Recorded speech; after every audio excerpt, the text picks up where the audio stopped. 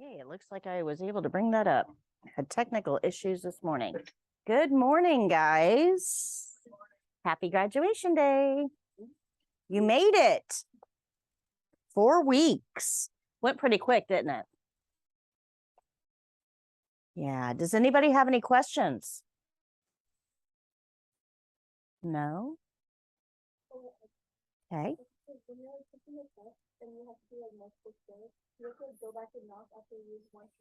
Yes. So you're going to treat, good morning. You're going to treat each skill as its own encounter. So every skill starts with the opening. Every opening starts with a knock. I know it's early. I know. So for every skill that you do, you get your care plan has 3 skills. You're going to do the opening, skill, closing. The opening, skill, closing. The opening, skill, closing. So they're going to see that. That's why I said the opening and the closing makes up 50% of your test. So you're going to have to get really comfortable with the opening. Right now, it probably feels awkward. You know, it's like you're playing a part in a play or something. It feels weird, like you're talking to yourself. You have to practice enough to get over that. Good. Very good. Very good. That's awesome. That is awesome. That's a great question. Now, so sneak peek, guys, I just finished an ebook yesterday that's like 70 something pages. And it sounds like a lot of pages, but there's a lot of pictures in it and, short content, but it's all about passing the written test. So we've kind of talked about this a little bit in class, right? There's 5 main things that you're going to be covered on the written test. Know your role. Remember that CNAs do routine tasks on stable patients according to the care plan. You've heard me say that. Know your normals. Remember, normals goes beyond vital signs. We have to know normal aging, normal disease process, normals, because CNAs are primarily responsible for reporting abnormals. If we don't know what's normal, how in the world are we ever going to be able to report abnormals, right? Patient rights. That's a really big one. Patient rights. Never treat an adult like a child, ever. Infection or safety is another topic. And we've gone over safety a lot. Now, safety is always in the details. So almost everything on those banners has to do with safety. So the principles cover safety. So learning those principles, and we've reviewed those principles over and over and over again, but learning those principles will help you get all of those safety questions right. And then infection control. The first thing your gloves should touch is the patient. You want to try to keep your gloves clean. So those are the big 5 topics on the state exam. And that's what this book is all about, are those topics. And I actually have questions in there that I created, and I dissect the questions so we can figure out, is this a routine task? Is this a stable patient? Is there something here that we recognize to report? Is this treating the patient like a child? So it helps you dissect a question to figure out what type of question it is. And then I do the same with the answers. So, and we do this for every single category. There's questions in there from know your role and how, a question may look like a safety question, but it's actually a role question. So this whole book is geared toward helping you learn those test taking strategies for the written test. Now, I just finished this yesterday. Good morning. And I don't have it up anywhere yet, but I will be later on this week. If you go onto my website, I'm actually going to have a form on there that you can fill out, and I'll email this to you. So if you guys want to kind of keep an eye on the website, and that way you can get a copy of this as well. This is something I'm actually going to be selling on Amazon. So, but I'm giving it to anybody that comes to my website. You know, if you make the effort to get to my website, I'll give you this book for free, but I'm actually going to be selling it on Amazon. It is really, really good. I sent it to, I've got an instructor network that partners, you know, instructors that have worked with me for a long time. I sent it over to a whole bunch of them and asked them to read it and let me know what they thought. And every single one of them said, "Oh my gosh, I'm using this." So it is very, very valuable and it will help you. Now, in here, we've concentrated on skills. You know, skills. We've talked about skills. You've seen the skills. We've dissected it. But the written, we really didn't spend a ton of time on. So this is going to be kind of that bridge the gap option for you. And it's free. So just watch my website. I'm really, really excited about it. It took me a long time to write that book, but it's necessary. I think it's going to help you guys a lot. Any other questions?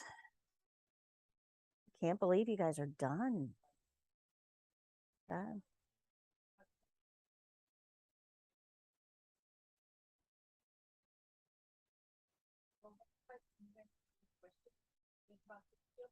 Right? Okay. So for the state exam, it's a 60 question multiple choice test, just like what we have on our website. For those of you who don't know, if you go onto my website, foryourcna.com, up in the training menu, I have a practice test. Go take it. In your white book, the spiral book, the one you're keeping, on page 142 is a practice test. They are different. There's different questions. Yes. Yes. Now, there may be, I think, one or two that are similar, but for the most part, I try to keep them separate. The students tell me that my test is harder than the state test. That's awesome. Yeah. So I've had students that have come back and said, wow, that, you know, the written test was, I could hear you saying the answers in my head when I went through the written test. So those tests will help you kind of identify your own strengths and weaknesses. The written test is not hard. The information that I've given you throughout this program is designed to help you understand what they're asking, why they're asking it, and get to the right answer. So the written test for you guys should not be hard. Other than language barriers. Now, if English is not your first language, this becomes a little bit more complex because now you have to try to interpret, you know, it's not, yeah, it loses something in the meaning. So if English is not your first language, the test may be a little bit harder for you just because of that translation. But as long as English is your first language or you've got a good fundamental understanding of English, the written test should not be difficult for you. They do. Now, the written test can be taken in Spanish, but, and this is an important consideration, remember that all the learning you've done is in English.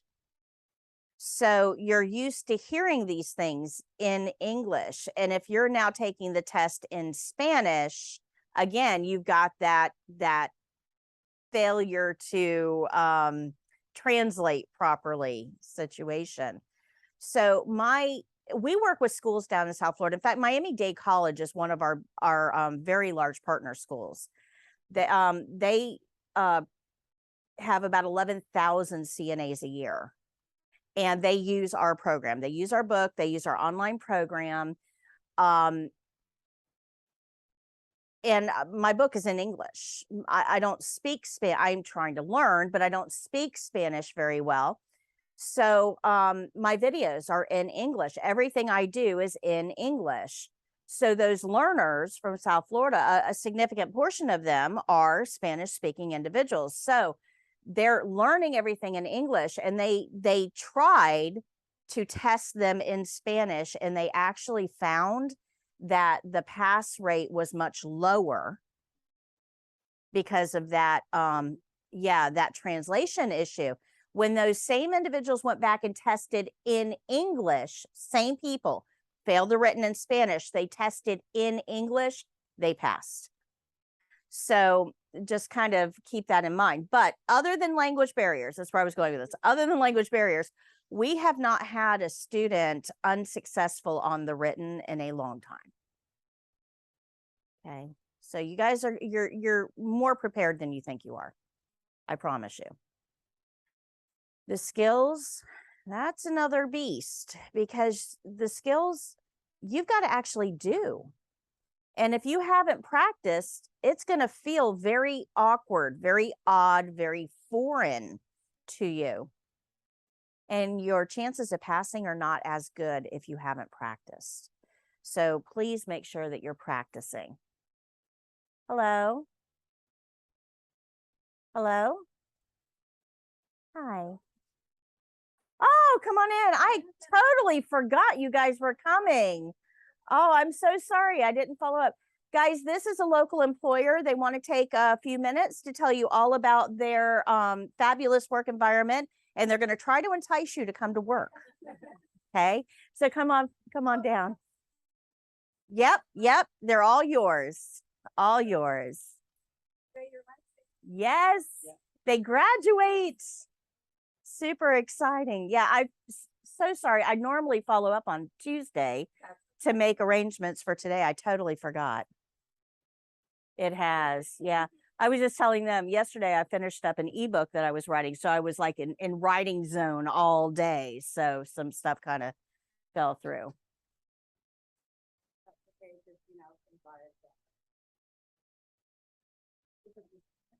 Yes. Yes.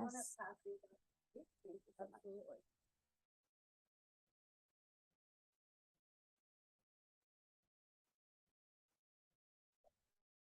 Oh, thank you. Don't cry. You're gonna make me cry. I'm gonna go over here. I'll be back.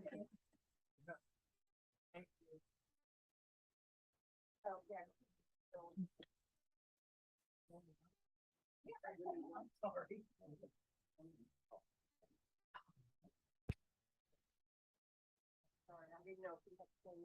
Oh no, these are the little postcards. I'm gonna give you. Yep, I'll take them. We have an employer section over here. I'll make sure they get in. Oh, you guys.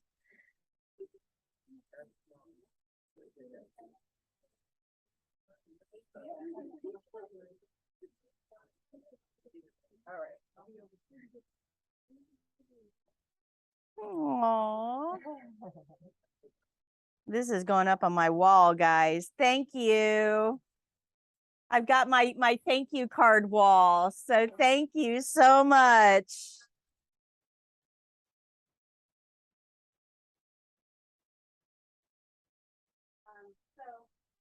Where would like start there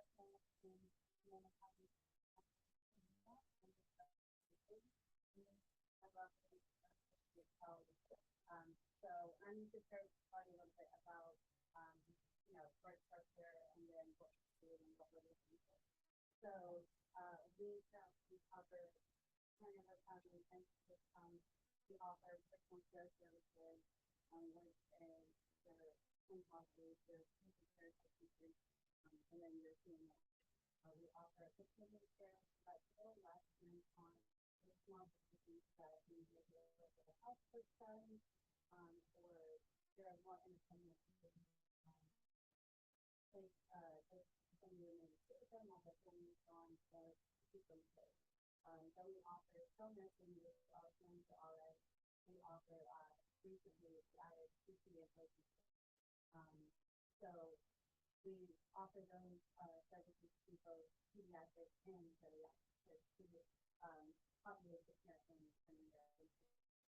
so what we're looking for is we are looking for caregivers with a little bit of background in healthcare.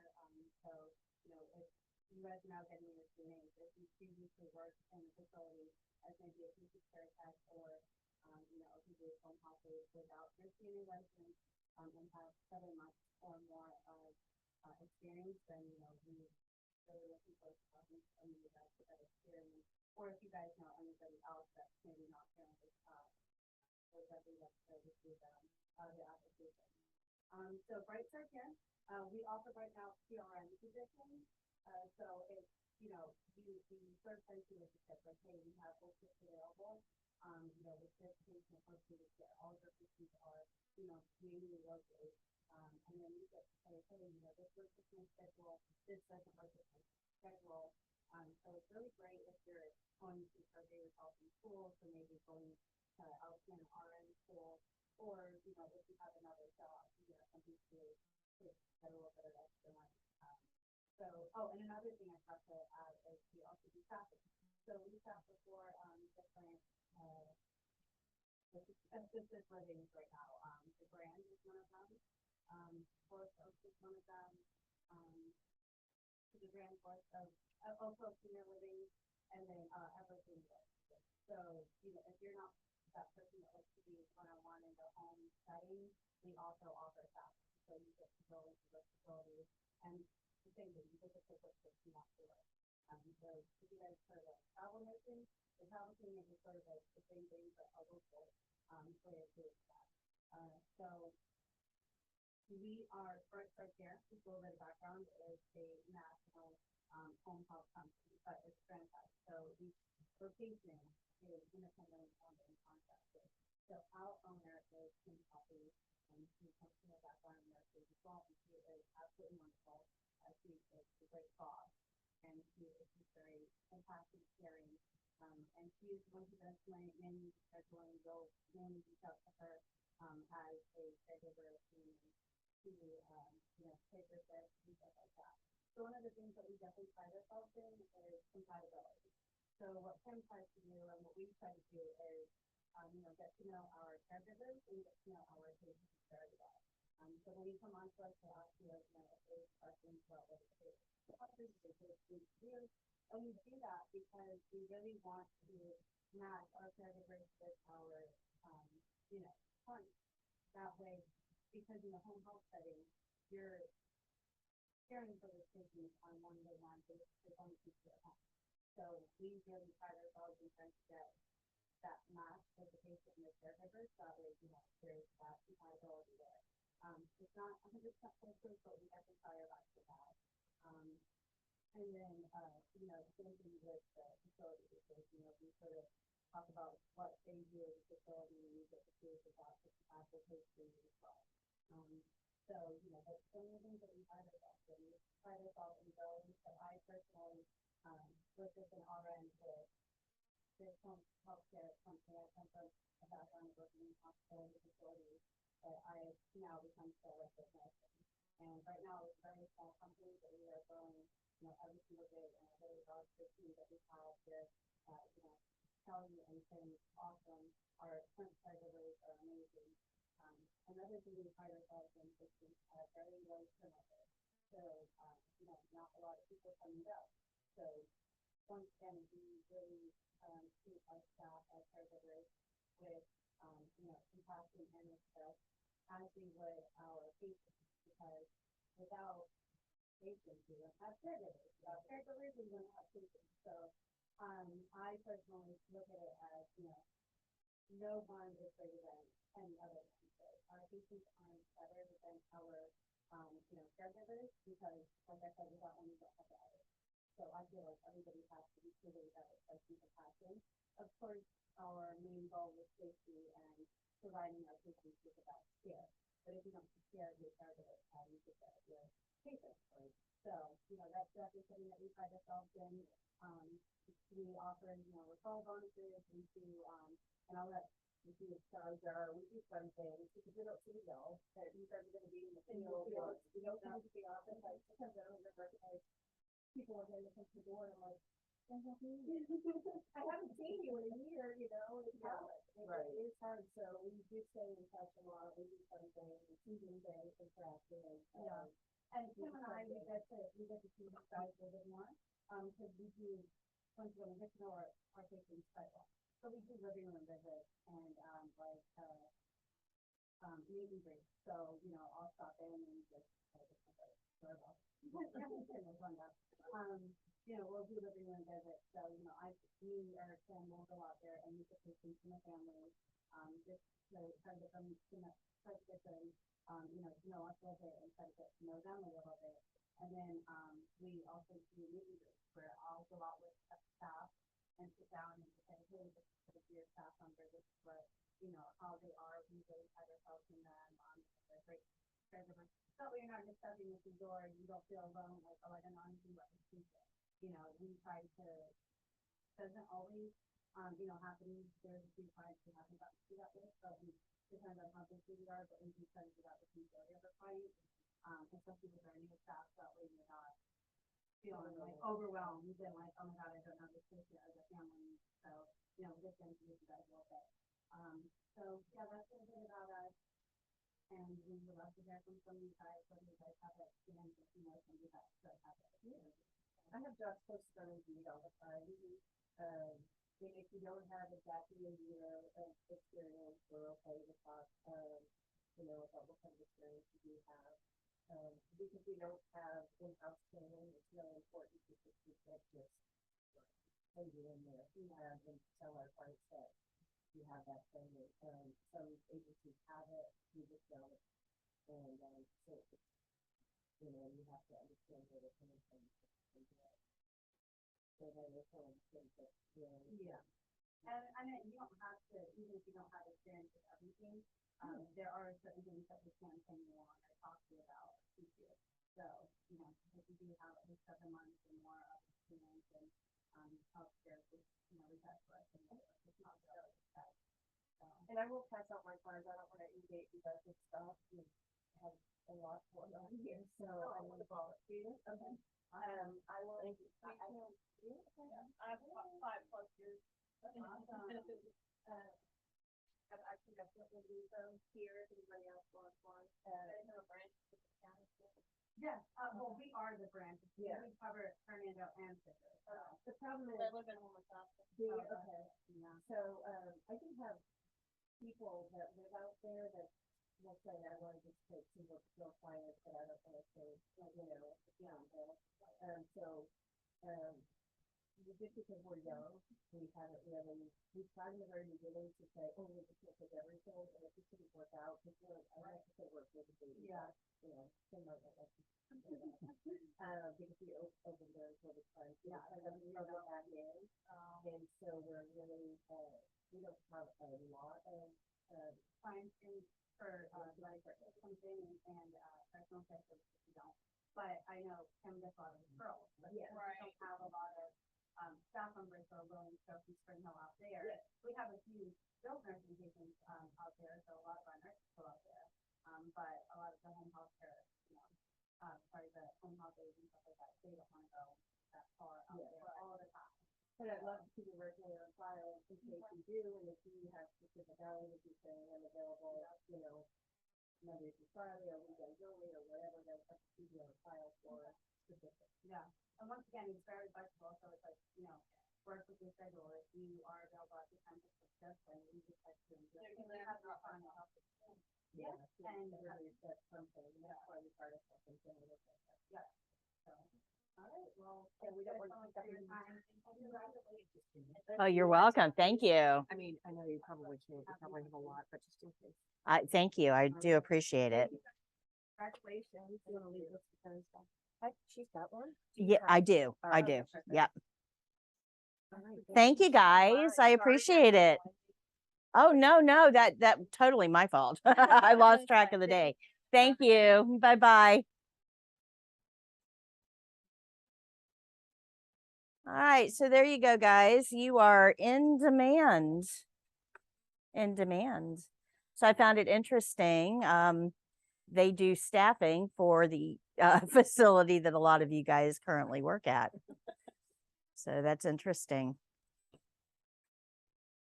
They're not. They're staff, they're employees. Really? Yep.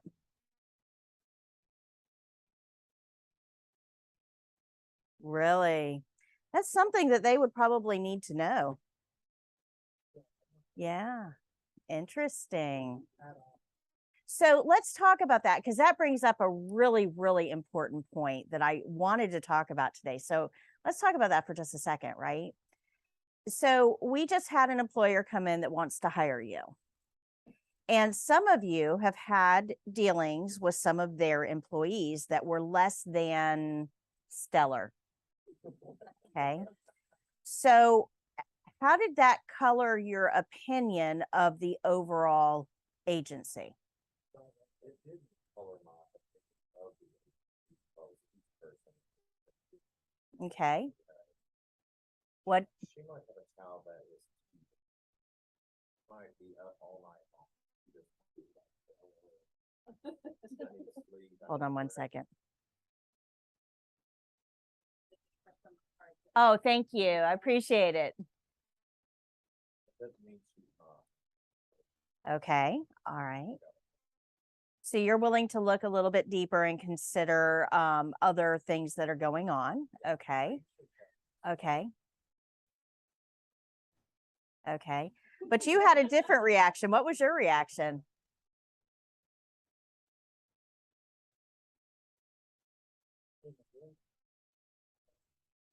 It is the face of their. So that's where I'm going with this, right? Okay, so that's exactly where I'm going with this. So we've all heard or have strong opinions ourselves of a hospital that we wouldn't go to in the county, right? So fill in the blank, right? Everybody has, oh my gosh, don't go to that hospital because da da da da da da, right? Everybody has a strong opinion about a hot. Now, it's probably equally divided, believe it or not. But are we, when we're saying, so let's just pick on Oak Hill because it's right up the road, okay? So let's just pick on Oak Hill. If I say, oh my gosh, I'll never go to Oak Hill Hospital, you know, I wouldn't even take my dog there, whatever. Am I talking about the parking lot, the color of the building, the subway that's inside Oak Hill? What am I talking about here? The staff. That's right. Now, is it possible that staff changes? Is it possible that the individual that I came into contact with doesn't necessarily reflect the values and foundation that Oak Hill is built on? Okay, but I don't think about that, do I? I just think about how they made me feel in this place. I didn't like it. I won't go back. Now, the person that made me feel that way probably doesn't even work there anymore, but that does not matter. I'm not going to take another chance. That's right. So now we have an obligation to think about this because we are about to be the face of a company. We are going to leave an impression on everybody that we come into contact with while we're working in that capacity. And we have to decide what kind of impression am I going to leave? Because trust me, if I have a problem with Oak Hill Hospital, I'm not keeping it to myself. I'm telling everybody I know, right? If I have a good experience, I might tell one person. I might. Oh, yeah, I had a great experience there. But if I have a bad experience, then everybody's going to know it. Okay. So we have to understand that when we get employed somewhere, we actually have an obligation to reflect the company's values, not ours, the company's values, because what we do is going to influence their opinion of the entire building and everyone in it. That's a lot of responsibility. And yeah, we may have a bad day where our kid is teething and I've been up all night and I'm grumpy as heck and I just don't want to be here. Yes, those things can happen from time to time. Do you think that patient cares? No. Not a bit. Because they're having their worst day. They don't care about yours. No, they don't. They don't. So we have to learn how to overcome our own challenges to reflect the positive values that we really do need to be reflecting. But we also need to make sure that we're supporting our coworkers as well. So it's very concerning to me that we have an agency in the building that, first of all, is not reflecting the building's values, the company's values, because they don't see themselves as part of the company, right? So they're not do you think those patients know the difference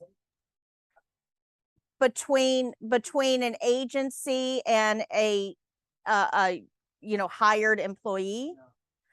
They know how they are cared for, but do you think they care that this one works for the company and this one was just hired to come in and sub? Do you think they care? You think they do?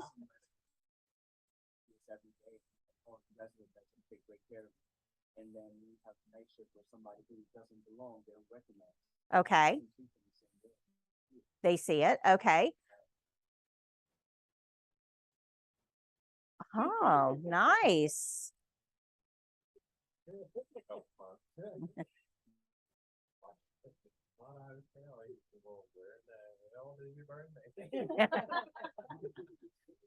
But I mean, But my point to that was he said that the previous person that was for his hotel was not as out.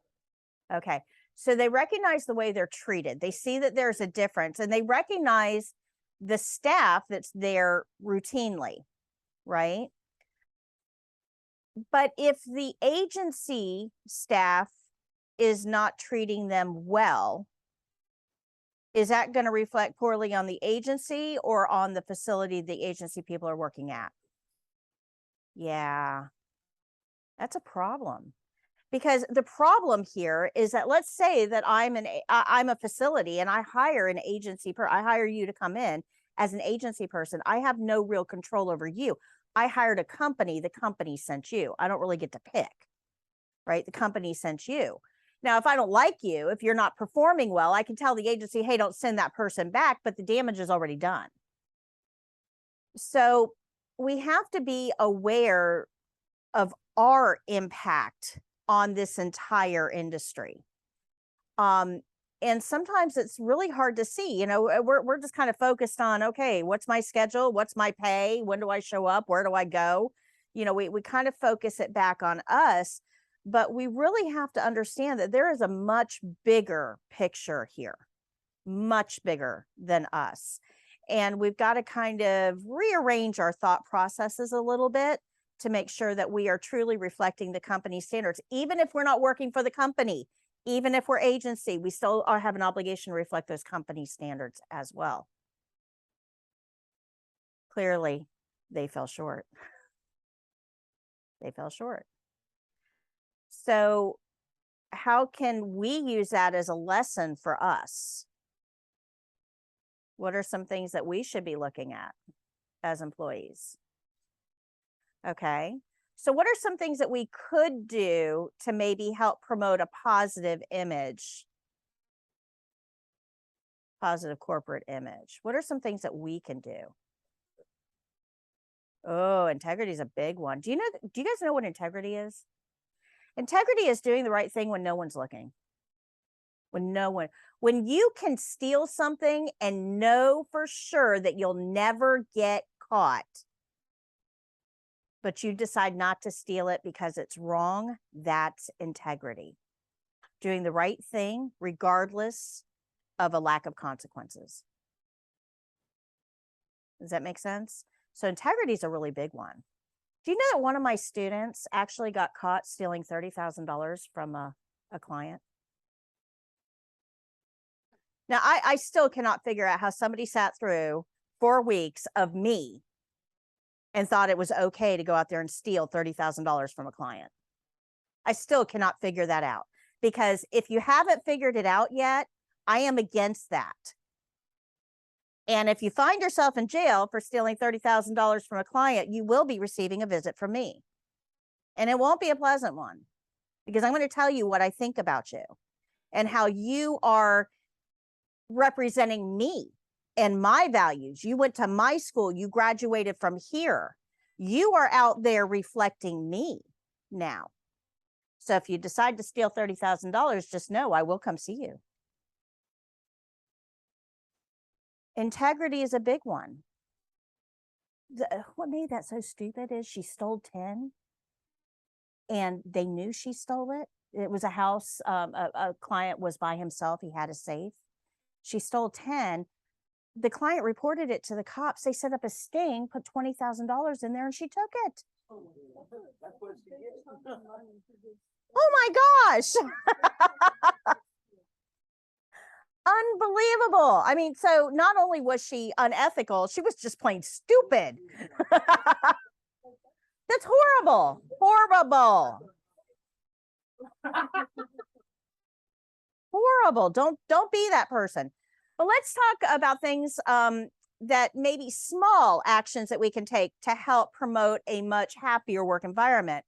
And I really think that Tracy's got a lot of this dialed in just from things that he has said throughout the course. But smiling at coworkers, that's a big one. If you treat your coworkers like dirt, then you're probably not taking very good care of those patients that are driving you nuts with the call light. Right? So smiling at coworkers, even when you don't feel like it, is a way of promoting a positive work environment. Helping people that are walking around looking like they're lost, taking a second to say, do you need some help? Can I help you find where you're going? 2 seconds. You know the building, they don't. Take that extra time. Don't just put your head down and walk on. When somebody comes up to the nurse's station, stop what you're doing, look up and acknowledge them. If you can't work with them right now, tell them, I'll be with you in just a moment. That goes a long way. If you've got a family member that is standing at the desk staring at you and you are actively ignoring them, that sets up a very negative patient encounter. So when you do finally address them, they are going to be hostile. And I get it. I understand that. I would be too. So acknowledge people. Same thing with call lights. Yes, that call light may have gone off 15 times in the last hour. Yes. But that doesn't mean that there's not a need on the other side of that call light that needs to be addressed. And guys, emotional needs are just as relevant as physical needs.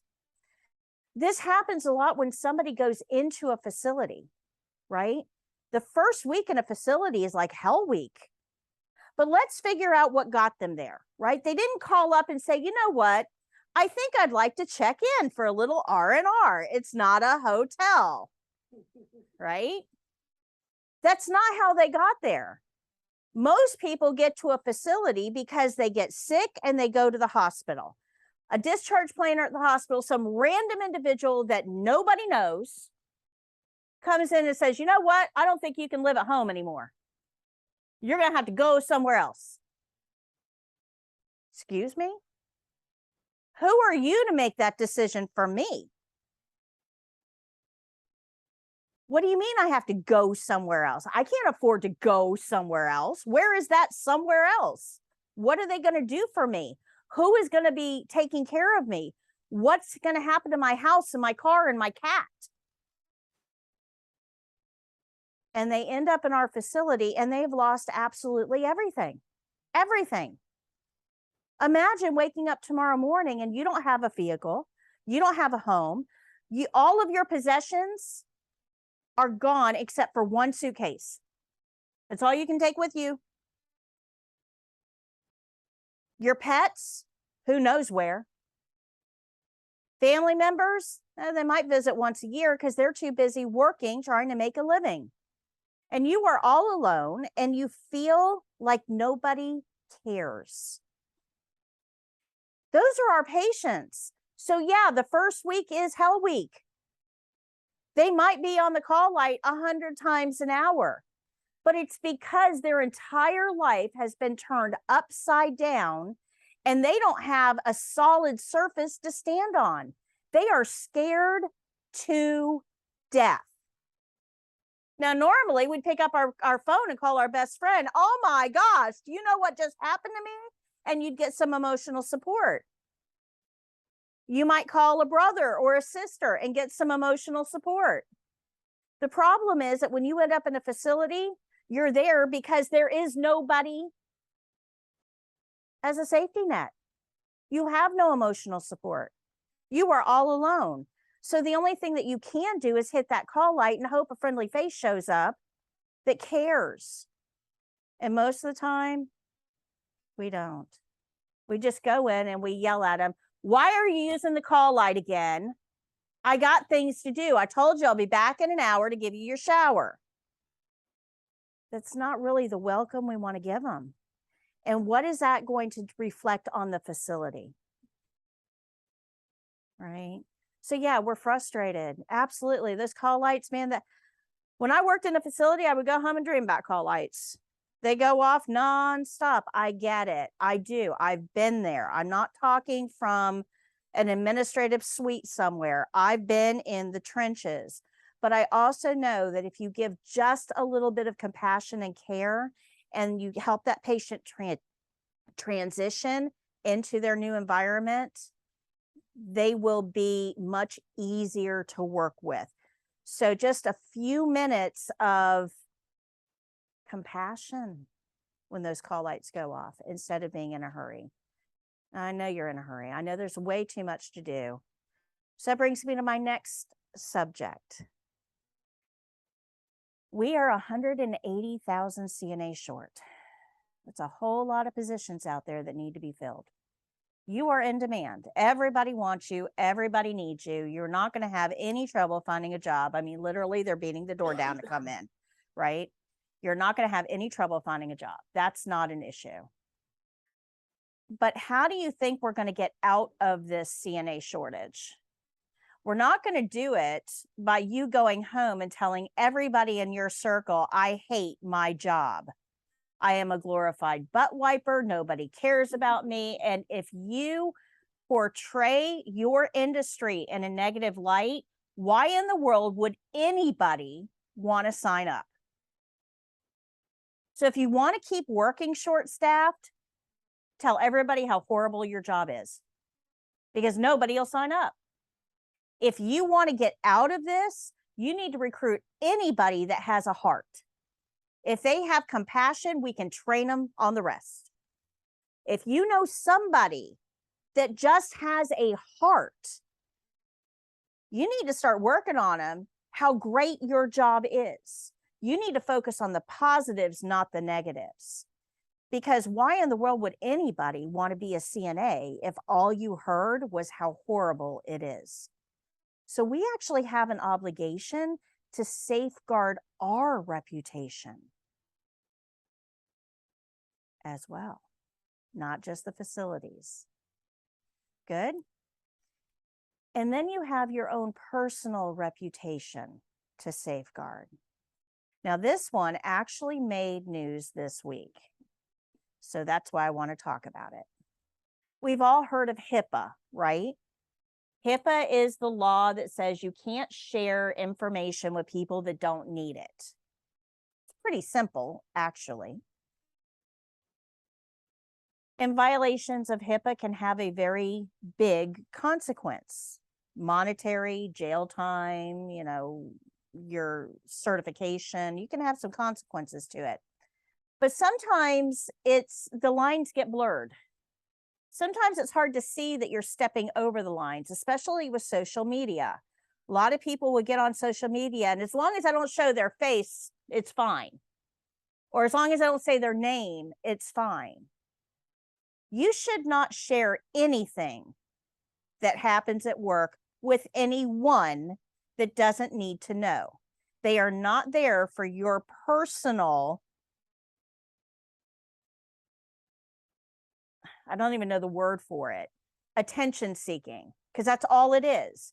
If you are posting something on social media about a patient or a person in your care, you are doing it for you, not them. It's that simple. Nothing from work has any place on social media, period. I don't care how cute you found it, how wonderful it was. I don't care if the family tells you it's okay. It has no place because the only thing it's there to do is bring attention to you. And it should not be done. This week, there was a famous basketball star and his daughter who died in a horrific helicopter accident several years ago. The first responders that came to the scene took graphic pictures. I wasn't going to say the name, but graphic pictures. Now, these individuals had unbelievably traumatic injuries, unbelievable traumatic injuries, like body parts were separated. Yeah, and they took pictures and then shared those pictures with people from their social circle. There was no need for that. None. There was no benefit to the patients or their families. They did it for their own selfish reasons to gain attention. And I personally hope the penalty is exceedingly severe. There's no reason for it. Now, sometimes we can get caught up in the moment. Sometimes we can cross those lines without even meaning to. But anytime you're tempted to share something that is not specific to you, you need to stop and think, does this benefit the person that I'm sharing? If it doesn't benefit them, yes, their consent as well. But if it is for your own selfish needs, which is most of social media, guys, your need for attention. If it is for your own selfish needs, do not do it. Do not. Do not. It's that simple. Now, I'm in a lot of CNA groups online, and it is astounding to me how many reels and TikToks are being shared out there on social platforms of patients. And one of them I just saw recently, somebody says, hey, isn't that against HIPAA? And they said, not if I don't say their name. Absolutely not. It is a violation of HIPAA. You don't have the right to do that. Don't share it. So protect your own personal reputation as well. So as a CNA, we have to think about our company's reputation. We have to think about our industry's reputation as a CNA, and we have to think about our own individual reputation as well. And that's how we're going to elevate the industry and make it one that people would be proud to join. Does that make sense? That's the only way to get out of this shortage, guys. It's the only way. That's it. That's it. So that's why I feel pretty strongly about this, because I'm aging. I probably only have about 30 years, and I'm going to be somewhere having somebody take care of me. We got to fix this like pretty soon. And it starts with you. Good. Questions? All right, let's talk about how we can find a job, because in healthcare, it's a little bit different than other industries. She said that she always has a job posting on Indeed. And a lot of places do, but do you know that costs money? You guys know that? Yes. It's free for you. It's free for the job seekers. But to post a job, it costs me about $125 a week. Yeah, and that's one. That's one post on one platform. Now, if I want to put it on Snag a Job and Career Builder and ZipRecruiter and, all the other platforms, it gets very expensive. Now, if I always have a CNA position open, why would I do that? There's no benefit to me just paying out $125 a week over and over and over and over again if I've always got positions open. So in most cases, healthcare facilities are not always advertising on those job boards. For instance, the one I gave you guys on Monday, Elaine, actually, she sent me some more information I got to give to you guys in a minute. But that one, she doesn't advertise on a jobs board. You won't see that job posted out there. So there's a couple of ways. The first thing is to network with the actual employer. So if you want to work at Oak Hill Hospital, you should friend them on social media, like their page. That's where the posting will be. If you go directly to their website, there's a jobs tab. Click on it. Network with friends and family. That's a huge one. Everybody knows somebody that works in healthcare. So you know somebody that works in healthcare, somebody. So you should be asking them, hey, is your place hiring? Do you like working there? Because chances are they're going to get a referral bonus for referring you, and you'll probably get one too once you're hired on. It's much better for me to pay you money than pay it to Indeed. So keep your eyes open for opportunities like that once you get working too. Some places will advertise on Indeed or the other jobs boards, but don't use that as your sole search criteria. Yeah, you need to go a little bit beyond that. Try to figure out where you want to work and go directly to their website. Now, I've made this easy for you, like everything else. You go onto my website, foryourcna.com, under after certification. So up at the top, I've got tabs: training, testing, after certification.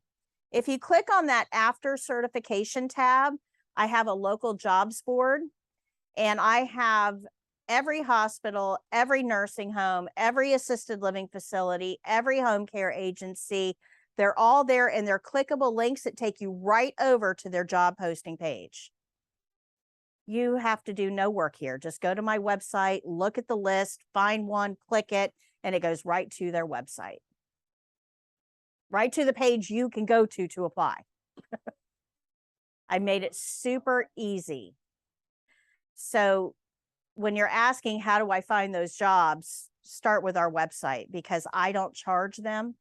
And that's why on average, I get 2 or 3 employers a week that contact me and say, hey, can you send me somebody? I'm kind of the one-stop shop in this community. And they all know me. Almost everybody that is hiring out there knows me, because most of them started right here. Oh, it really is funny, because they'll say, oh, I took your class 12 years ago. Oh my. That was a long time. Thankfully, I haven't aged at all.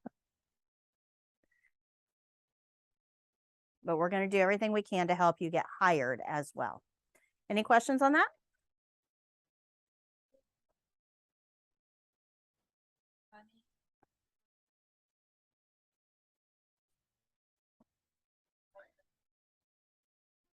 That is such a hard question to ask or to answer.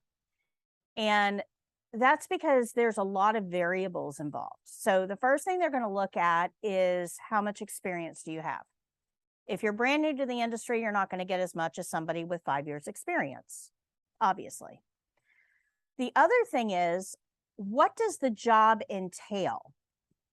So if I've got a job that's like pretty easy, I mean, all you got to do is show up and sit at the side of the bed and make sure the patient doesn't like fall. But, you know, you can be on your phone while you're there. I'm not going to pay much for that position, because it's not very difficult to do. Now, if I've got a position where you're going to be responsible for 60 patients and you're going to be running your little tail feathers off, now I'm going to have to pay more for that position, because it's much more labor intensive. So they're going to look at the experience you've got. They're going to look at the job requirements. They're going to look at the shift, because different shifts pay different amounts. There's a shift differential. But they also are going to take into account how difficult it is to fill that position. If they've got a position at $12 an hour that they haven't been able to fill, they're going to start offering more money because they've got to fill that position, right? So they may offer you 14. If you don't take it at 14, they may offer her 15. If she doesn't take it at 15, they're going to declare bankruptcy. Right? So they have to look at how hard the position is to fill. So there's a lot of competition. Wages are rising for CNAs, but there are still some $12 an hour jobs. And then there are some that are paying 15 or 16 an hour. It just depends. But don't let that dollar sign be your entire focus. Because if they're going to pay you more, they're not doing it out of the kindness of their hearts. If you're being offered a very significant amount of money to do a job, they're going to expect a very significant amount of work for that money. I'll give you a great example. This happened about 10 years ago. It was a long time ago. So think 10 years ago money when I'm telling you this, okay? At the time, CNAs were making somewhere around $10 an hour, okay, about 10 years ago. Maybe a little bit more, but somewhere in the $10 an hour range. There was a nursing home up in Gainesville that was offering $22 an hour. And I had 2 students that thought, oh my gosh, I am absolutely all over that. I'll drive to Gainesville. And they did. They went up there and they got the job and they lasted 3 shifts. 3 shifts. Now, $22 is a lot of money. And you could probably put up with a lot of stuff for $22 an hour, but you have to kind of ask yourself, why are they offering more than double what everybody else is offering? Well, the reason is that bad management often has to compensate employees much better because the management is bad and runs everybody off. So these are brand new CNAs that went up there. So keep that in mind. Brand new, no experience. They had 60 patients. They were the only ones in the hallway. Most of the patients were total care, turn, reposition, peri-care every 2 hours, full feed, 60 patients, 60 as a single CNA. And zero orientation. So they didn't even know where the washcloths were. And they did last 3 shifts. I will give them that. They did last 3 shifts, but they learned a very valuable lesson, because just because the money looks good doesn't mean that it's a good opportunity. So be very careful about judging a facility based on what they're willing to pay you. The reason they were paying so much is because they had gone through all the CNAs in their community. Everybody knew, don't go there. Don't work there. And when they complained, of course, the first day, the first shift, there's no way I can take care of 60 people. They said, I'm sorry, we're short staffed. There's nobody to help.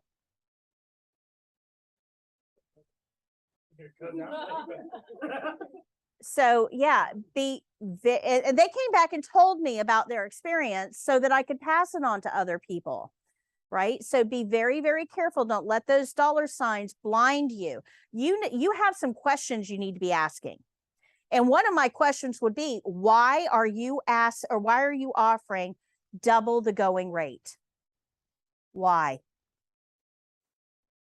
There's a reason. They're not doing it because they're nice.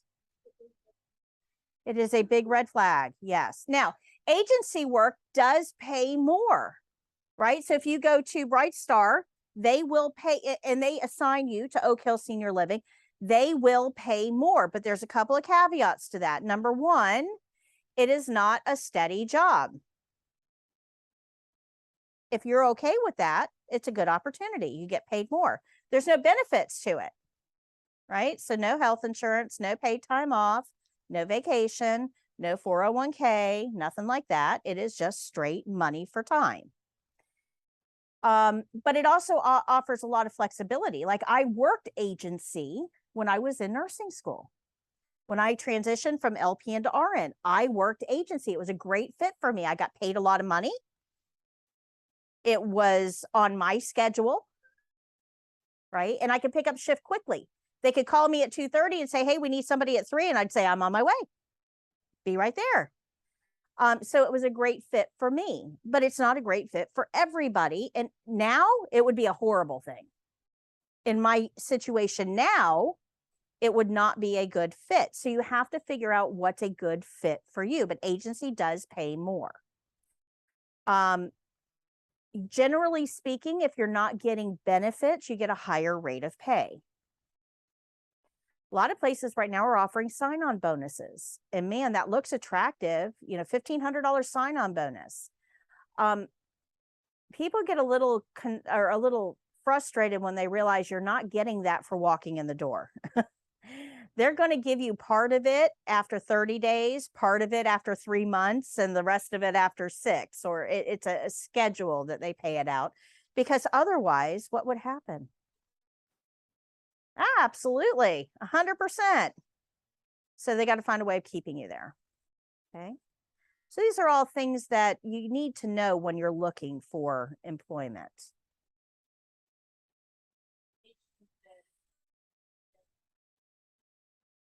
Yeah, it really depends on how much care each person needs. So even in a nursing home, you've got some patients in a nursing home that brush their own teeth and brush their own hair, but they maybe have bad wounds, or they're receiving IV medications, and they have to be in a nursing environment for that. So those patients are going to require very little CNA care.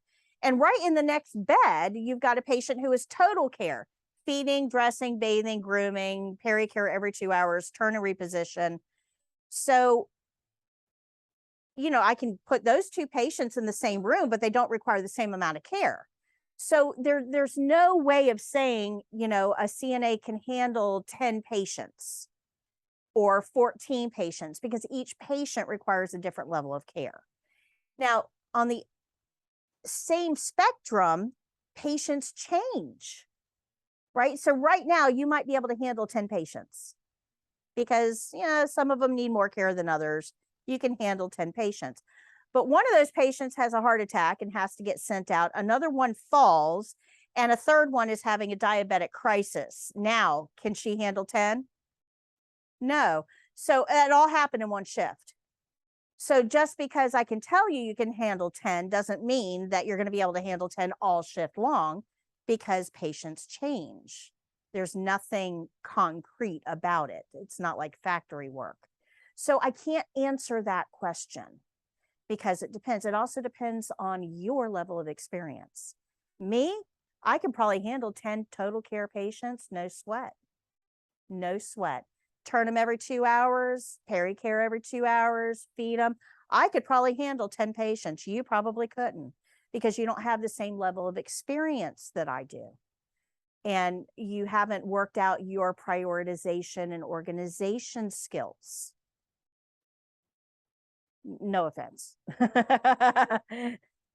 So you have to take all of that into consideration. You also have to think of team dynamics. If I've got a nurse that is helpful, they answer call lights, they make sure patients are safe, they're involved. Yeah, I can probably handle 12 total care, right? Because I got somebody that's got my back. If I've got a nurse that's sitting at the nurse's station reading through Cosmo and ignoring every call light that goes off, expecting me to answer the phones. Then she goes, you know, you don't have that patient up? No, I need help. Exactly. That in that situation, I may not be able to care for 10 patients because I'm doing everything. So it depends. There's no easy answer to that question. There's a lot of things to take into consideration. Now, what you're really asking is, what am I going to be expected to do? And how do I know when I'm being overworked? That's the real question. That's what you're really asking there, is how does that affect me? And the answer to that is, it's very individual, because I don't know what each of your background is, but this is where you have to have an open line of communication with your nurse and with management. You should never be in a you versus the nurses situation. Remember that. Who always loses in that situation? That's it. The patient does. Yeah. Now you will lose. Yes. Yes. Because nurses are harder to replace than you. It took me 4 weeks to train you. You'll get certified. I can train another one of you in 4 weeks. You're expendable. You will lose because it takes me 2 years to produce a nurse. They're not as expendable. So if it's you versus the nurse, you will lose every time because it's easier to replace you. It's sad, but it's reality. It is reality. So job security, go to nursing school. But it's also why they tend to keep bad nurses around because they're harder to replace. It's easier to get rid of you and just bring another you in and see if that works out. Right. See if that works out. But if it's you versus the nurses, you will lose. So you got to figure out a way to work with what you got. And that takes people skills that I can't teach you. You have to figure out a way of working with what you have. But if you're assigned 10 total care patients and you know there is absolutely no way that I can make this work and provide quality care for my patients, and you need to let that nurse know, hey, this isn't going to work. I've got 10 patients that need to be turned every 2 hours with PeriCare. When am I going to have time to feed them? Something's going to go because each one, when you turn and do PeriCare, that is a minimum of 10 minutes. And that's if you're clipping along, right? If you got 10 of those, that's just one right after the other. That's not washing hands. That's not getting supplies. That's 100 minutes. If you got to do this every 2 hours, that's 120 minutes. Where am I supposed to be feeding patients in there? Right? And that's, man, 10 minutes to turn and do PeriCare, that's clipping along. Right? So you need to tell them this is not going to work logistically. It's not because I'm lazy. The math doesn't work. Math does not work. What do you want me to do? You're going to have to get call lights. Then they wonder why you are charting afterward. Right, right. Yep. Because I used to come in at 7. Everything was all pissified. Change everything. Do breakfast. Go do my rounds again. Then by the time I got done with that and answered all the lights, it was lunchtime. Mm-hmm.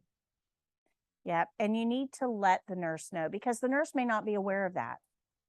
In all reality, I don't know where every single minute of your time goes. There's no way for me to know. I'm busy doing my own stuff. Yeah, I have routine down, but yeah, well, you do. You develop a routine. But you have to work with your nurses and management. So there's your answer. If you have been assigned a task load that you do not feel is achievable, you need to let them know. I might be able to take one of your patients and give it to Tracy because he's, got a little bit more experience. I think he'd be able to handle it. So I'm going to shift that a little bit. So a lot of this has to do with fostering teamwork. And a lot of teamwork has to do with your approach. If you go up to the nurse and you're all like chip on your shoulder, there is no way that I'm going to do all of this work. They're not going to be willing to help you or to get involved. If you tell them, hey, the math doesn't work.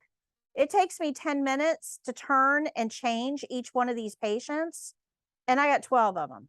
And that has to be done every 2 hours. So there's no time in there for feeding or for bathing or for dressing or anything else. That's just bed checks. Yeah. So you need to let them know that because they may not be aware. Now, if it's a management problem, I can't help you there. They usually have 2 on board. Yeah. They gave me. Oh my gosh. No. No. No, and usually if you let them know that, because remember, ultimately the nurse is legally liable for everything that's happening in that facility to those patients. So usually the nurse will want a much fairer distribution of work because they're on the line, not you. You guys are not liable for this. It's the nurse that it now assisted living is different because you don't have the same nursing oversight. Assisted living is a little bit different, but the nurse is still liable. So usually if you let them know, they'll try to figure it out. If they don't, I would seriously look elsewhere because you got a management problem. I can't fix a management problem. Cannot fix a management problem. I have left a job because of a manager. Absolutely. Absolutely. And I was when I left that job, I made sure to explain to management why I was leaving. Not in a mean way, but this is why I'm leaving. I'm working in ICU. We should have no more than one patient. I have 3. And the charge nurse is not willing to help at all. And I had 3 very, very critical patients. And I had to make the decision which one I was going to let die.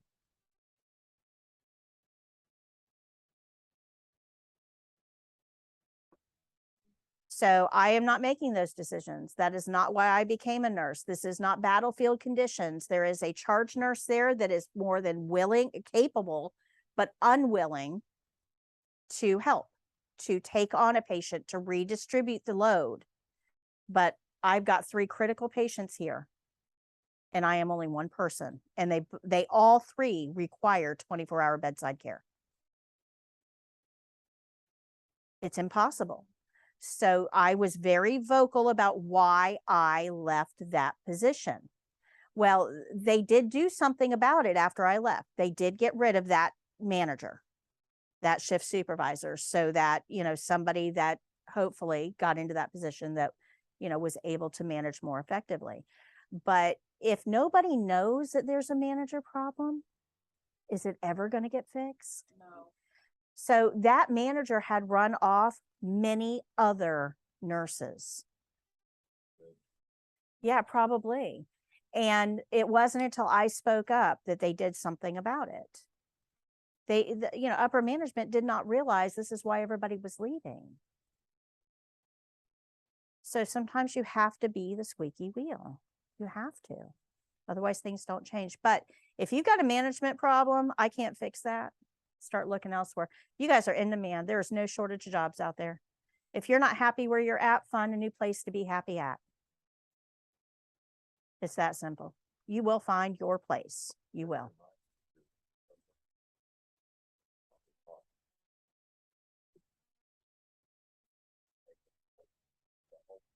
Yes. Helping each other and knock it out. Quick. Not quick, but you can knock it out. Yeah, because there's teamwork involved. There's teamwork. Yes, it does. I got an email. I wanted to tell you guys, I wasn't going to tell you during class, but I wanted to tell you afterwards. I got an email from Tony Marie who said that she has seen an incredible transformation. So what you're doing there is being noticed. So yeah. So I think that you guys need to know that. I don't know if they'll tell you, but I'll tell you that they love the care that you're giving right now. So there is that. Good job. Good job, guys. Good job. All right. So does that all make sense to you guys? Understanding how we act is going to impact the profession, the facility, and our own reputation, knowing where to look for jobs and knowing what to do if you're in a job that you don't feel comfortable in. Does that all make sense?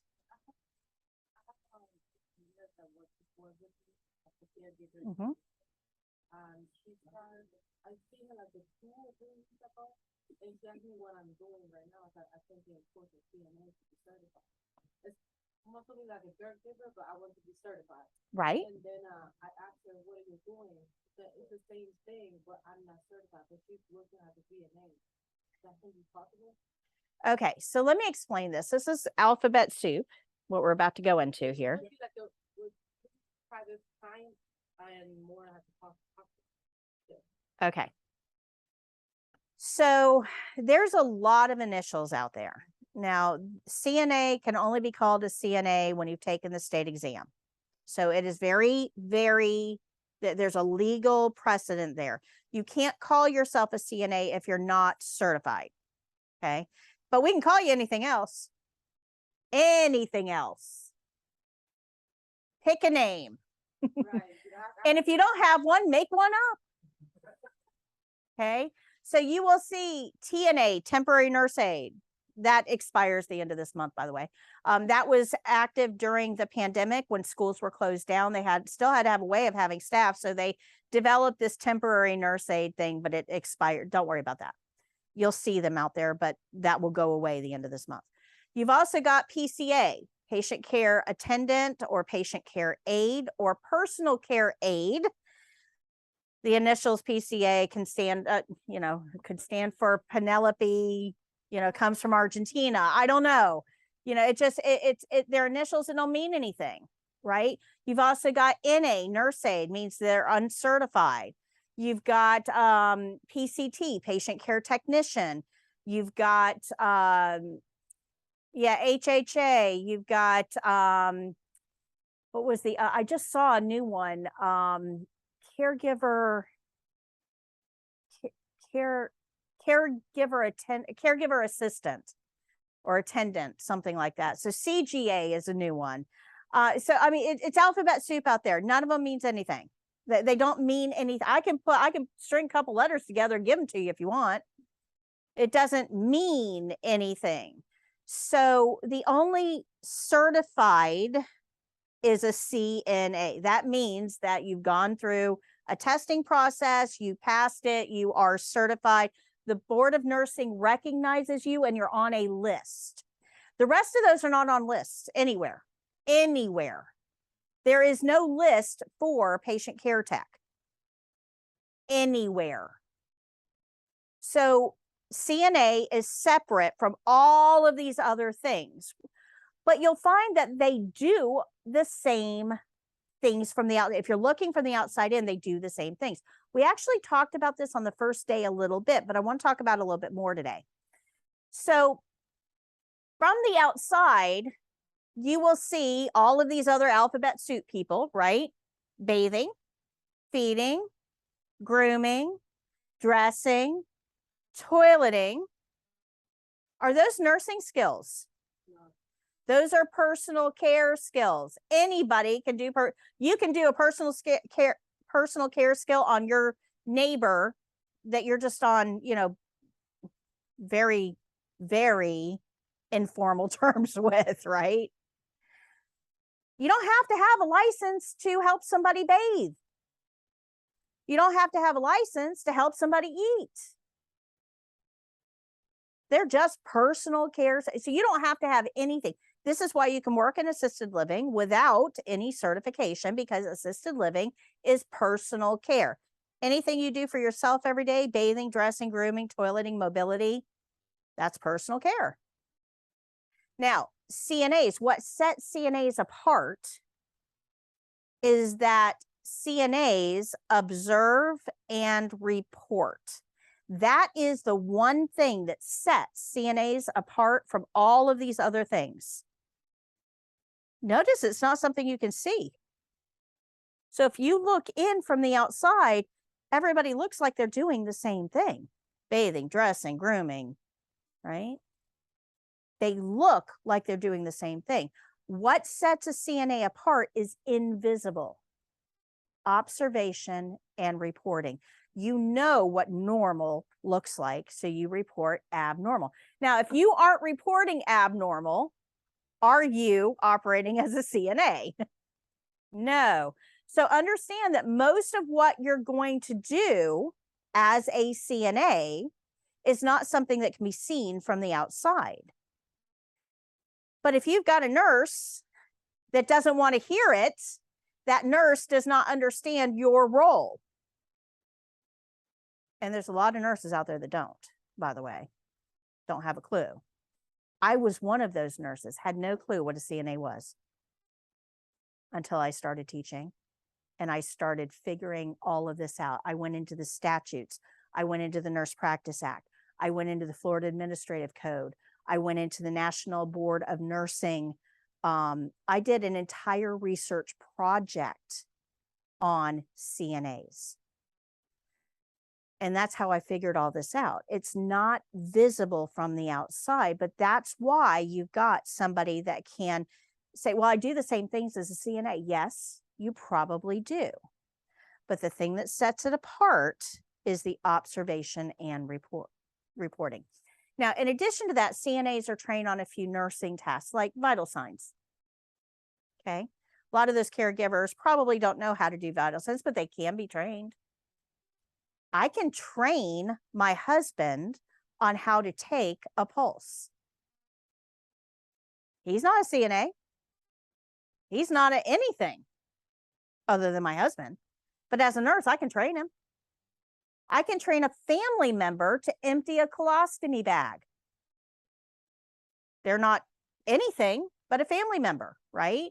So those caregivers, we'll call them caregivers, doesn't matter what their initials are, caregivers, they can be trained to do things, but what sets a CNA apart legally is observation and reporting. Now, I want to bring that term legally, observation and reporting. That is a legal obligation of the CNA. Legal obligation. The other people, they're not obligated to report anything. If they see it and they want to report it, that's great. They'll take the extra, but they're not legally obligated to do so. CNAs are. Okay, good. Make sense?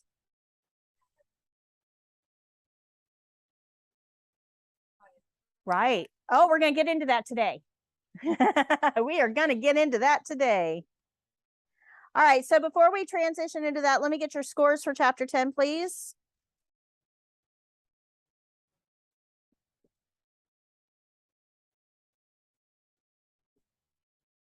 So this is, I don't know what page it is. It's one of the 141. Okay. So page 141, Jashini. Okay. Do you have 8 and 9 for me too, please? Yeah. Thank you. Paulette? Very good. Great job.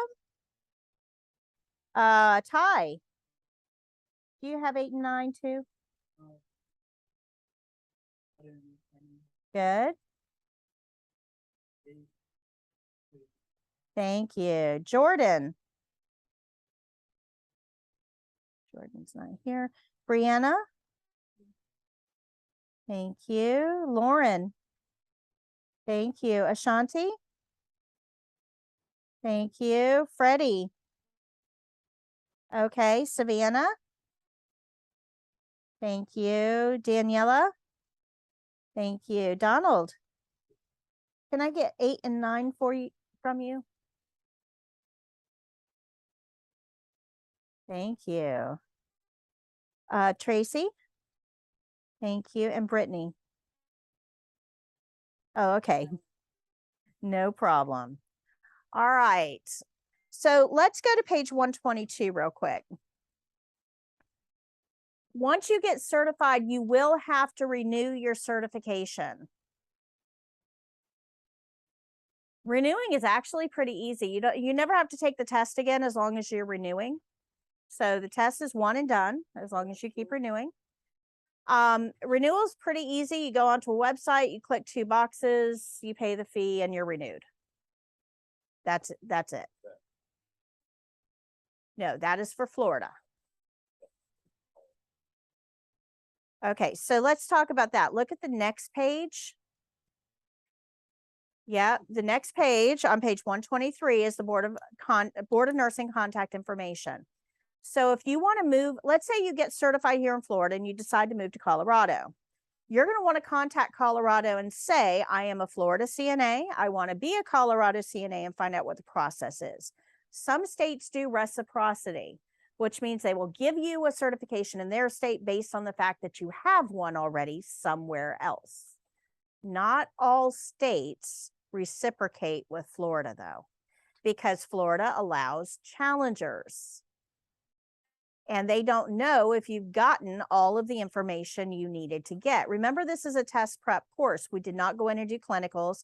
This does not count as education for any other state's purposes. So you may have to go through their training program and or testing process, depending on the state. For instance, Tennessee is horrible. If you want to move to Tennessee, they're going to say, we don't accept anything from anybody. You want to be a CNA here, you got to start from the ground up.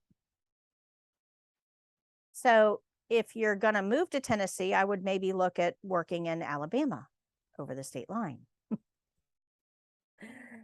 So every state's going to be a little bit different in how they handle this. Well, all of the contact information for the Board of Nursing is there on page 123 and 124 for you. You'll want to start this process at least 6 weeks before you go, because this can take some time to get in place. This gives you all the Board of Nursing information. You can also use it to find out what the renewal requirements are for that state as well. But if you go onto my website, I know I feel like a broken record here, my website, under after certification, I actually have a linkable list for all of the Board of Nursing and CNA registries for every state out there. So if you click the link, it takes you to their website. And a lot of this information is on their website, so it's easy to access. I'm going to be putting it in a map form soon, so you can just click on the map and it'll take you where you need to go.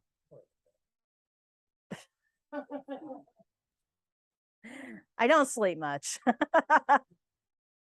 So that's an easy way for you to find out that information, is just go to the website and click the links. But I'm going to show you a video right now on how to renew. The video isn't very long. You don't have to take notes. Everything is on page 122. But I want to bring this to your attention. I'm going to show you the video now because you're going to need this video in about a year to 2 years from now. When you see that video clapboard at the very top of a page, that means I have a video on this. This is on my website for you. You're going to want to, I want you to be familiar with the video because you're going to want to rewatch this at renewal time. So we're going to watch it in here today, but don't worry about remembering everything. Just come back and watch it during renewal. Now, the next question is, when am I going to have to renew? And that is a little harder to explain because there's 2 groups of CNAs in Florida. Half of the groups expire in odd years and other half expires in even years. Has nothing to do with when you get certified. It has to do with your Social Security number. And that's because CNAs are famous for, I don't know why, letting their CNA certification expire, and like 4 years later, they decide they're going to redo it and they take the test again. And then, oh, I don't want to do this anymore. And they let it expire. And 8 years later, you keep that same number. So because of that, your expiration date is going to be based on your number, not your when you get certified. That keeps you on the same cycle all the time. Does that make sense? Okay, so some of you will be expiring in 2023, and some of you will be expiring in 2024. I don't know which one you will be. But the process is the same. So let's watch the video to learn the process.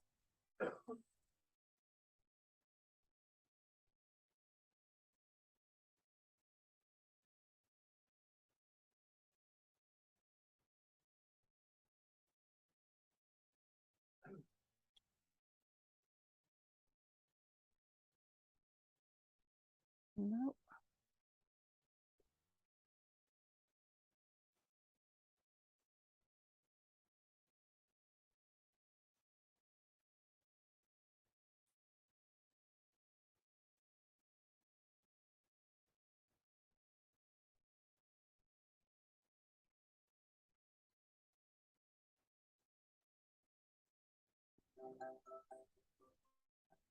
How to renew your Florida CNA certification. A guide for Florida CNA. Brought to you by FloridaCNA.com. After you pass your state exam, you will receive your certification card in the mail. This card gives you valuable information. Take a moment to look it over. Check your name and address to make sure they are correct. Make a note of your CNA certification number. You will need this for employment and in-service credit. Your certification also comes with a convenient wallet card. Sign this and keep it in your wallet for handy proof of certification. But one of the most important things you need to pay attention to is the expiration date. It will be located near the top of the blue card in the grid. In Florida, CNAs are divided into two groups, odd year group and even year group. Everyone in the even year group will renew their certifications at even years, such as 2018, 2020, 2022, and so on. Everyone in the odd year group will renew their certifications in odd years, such as 2017, 2019, etc. When you become certified, you will join one of these groups. But which group you end up in has nothing to do with when you test.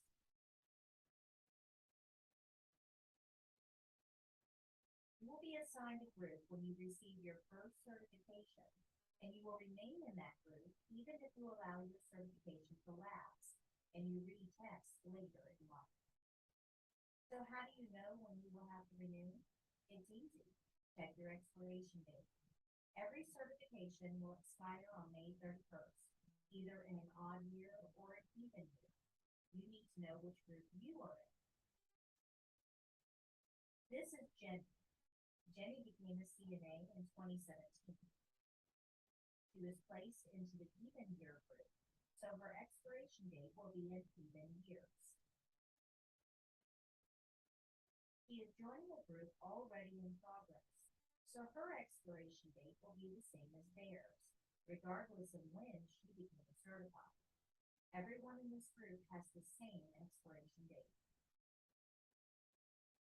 So, do I have to take the test again? No. As long as you meet all the requirements and renew on time, you will never have to take the state board again. In order to renew your CNA certification in Florida, you must meet two requirements and pay a small fee. You must work at least once as a CNA for pay in this renewal cycle. You must complete the required number of in-service hours and pay the renewal fee. We will look at each of these in more detail in the following section. In Florida, every CNA is required to perform nursing-related services for monetary compensation within the renewal period in order to renew their certification. That means they have to get paid to do CNA skills. This rule is in effect to ensure that CNAs are using their skills so that they do not forget what they have learned. But there are no specific amount of hours that are required. But be careful. If you are not currently working in healthcare as a CNA, you may not be able to renew. But there is a way. Follow me to see Jim's story. This is Jim. Jim became certified as a CNA in 2016. Jim planned on going to work in the local hospital after he became certified. But Jim's uncle needed help at his bank and hired Jim. Jim likes his new job at the bank and he's doing very well there. He doesn't want to leave the bank, but he wants to keep his CNA certification active. He worked hard to get it. One of Jim's bank customers, a supervisor at the local home health agency, mentioned that they were looking for weekend CNAs to care for some of their new clients. Jim immediately filled out an application. He was hired and now works only one Saturday a month. Gym Tech is regular job thing. It still met the requirements for renewal. Jim will keep one of his pay stubs for proof of the work requirement. Now let's look at the second requirement, in-services. In Florida, continuing education courses for CNAs are called in-services. You must complete a certain amount of continuing education every renewal period in order to renew your certification. You must complete continuing education in-services in certain topics every renewal period. These will include bloodborne pathogens and infection control, domestic violence, medical record documentation, resident rights, communication with cognitively impaired individuals, CPR skills, and medical error prevention and safety. So remember your expiration date on your certification. You need to compute how many months you will have that certification to determine how many hours you need. You will need 1 hour of in-service for every month that you are certified.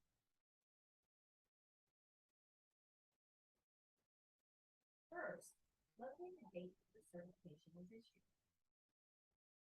Then locate your expiration date. Count the number of months that you will have your certification in this certification period. So if this certification issue date was January 1st, 2017, and the expiration date is May 31st, 2018, there are 17 months of certification. This certification will be valid for 17 months before renewal.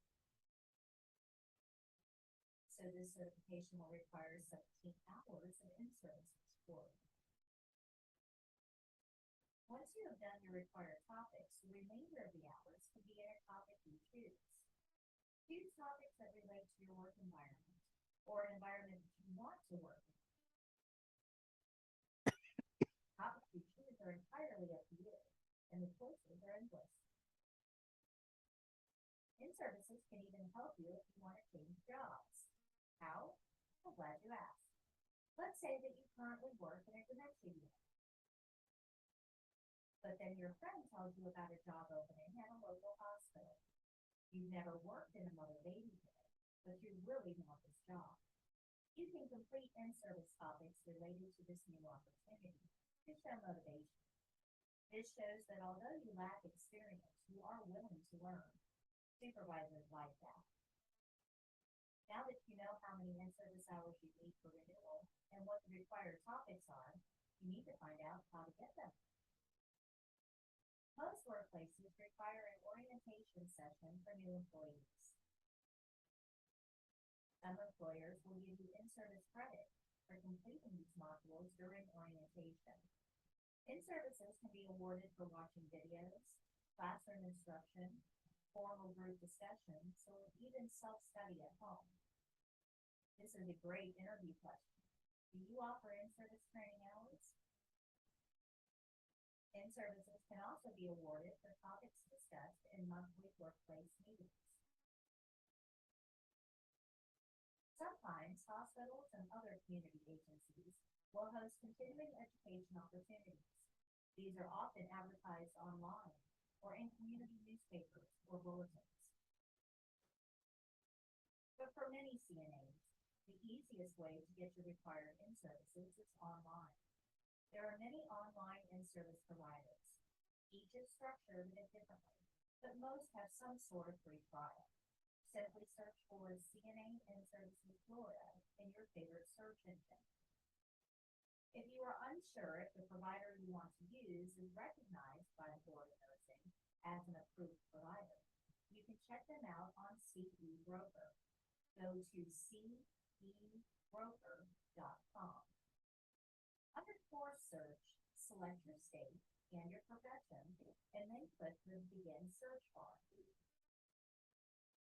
Now click the Providers tab to access a list of approved providers. You can also search for courses right on this website. So far, we've learned how to work at least once as a CNA for pay this renewal cycle, and we've learned how to complete the required number of in-service hours. So all that's left is to renew and pay the fee. The bottom of your certification card contains the information you will need to renew. Your specific renewal instructions are printed here. Once you access the website listed on your certification card, flhealthsource.gov, click on Renew a License. After logging in, follow the prompts, check off the requirements, and pay the fee. Renewal can take less than 15 minutes to complete, as long as all of your requirements are met. You will sign in with your username and password on your certification card.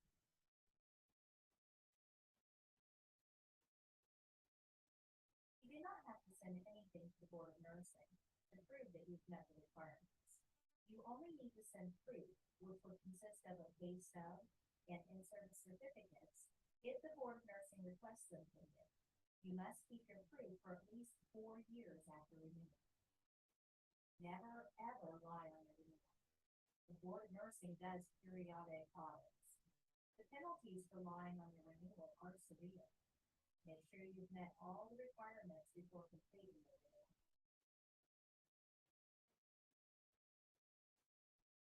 You now have all the knowledge you need to renew your CNA certification in Florida. Remember to look at your new certification card for your next expiration date. Until then, happy caregiving.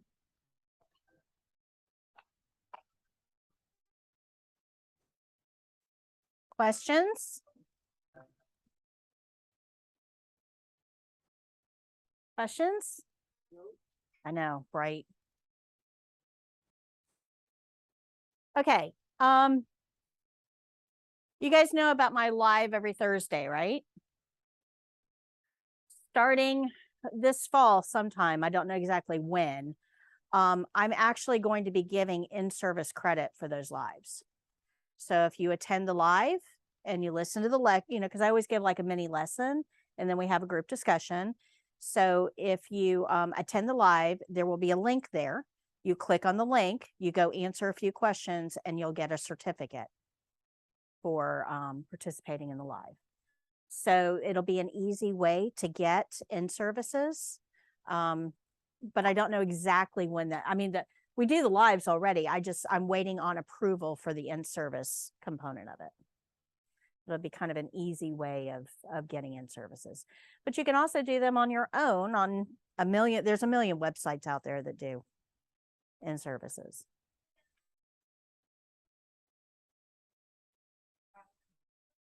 No, you're gonna need those for your first renewal. So whenever if you renew in 2023, you'll have to do them before May of 23. And they're on all of the in-service providers. They have if you go on to like CNA Zone is an in-service provider for CNAs. If you go on there, they actually have like Florida required in-services. You click on that and it gives you a whole list and they make it easy. Not at this time, but those are the topics that I'll be going over in the lives. So each week, I know it's freezing in here. Each week I'll have a different lesson and it'll be. So it depends on your learning style. If you learn better self-paced by reading material, then the online ones will work for you. If you learn better from a talking head and being interactive, then the live ones would work better for you. It just kind of depends on what works for you. Okay. All right. Any questions on that? You guys know how to renew? Just keep this handy for, when you renew, because you'll want to watch this again right before you renew to make sure that you've got all your requirements. All right. So let's go really quickly to 126. And your blue book talked about this a little bit in chapter 10. But this actually came up last week in our live session. 2 weeks ago in our live session, Somebody asked, what should I wear to an interview? Should I wear scrubs or should I wear business professional? I mean, which one? And I actually had a student that contacted me via email, and that's why I talked about it on my live. Her sister told her, you don't wear scrubs to an interview, you wear business professional. But a lot of employers will tell you that scrubs are appropriate because there's an old saying, dress for the job you intend to get.